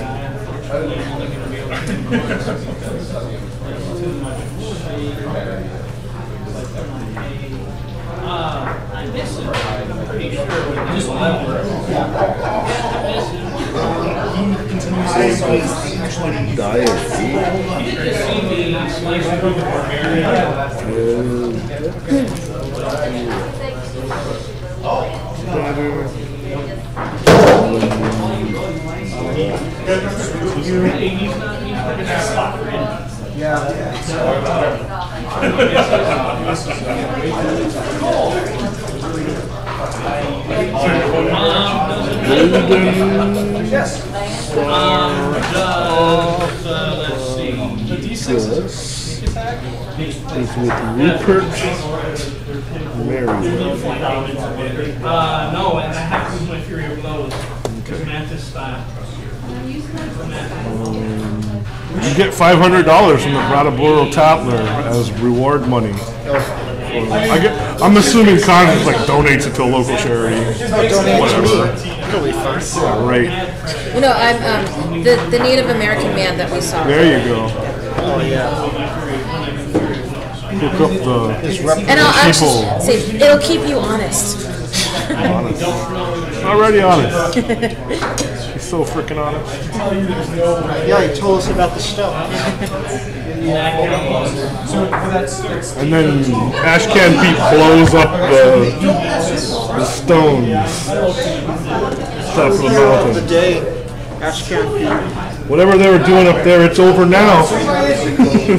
They're gonna have to build some new stones first. I contemplated and I think, that might be like a nice place to resort. Maybe like a jacuzzi hot tub. Ski lodge, which is exactly what they do in the future. Because Stratton Mountain becomes a ski resort. It's a ski resort right now.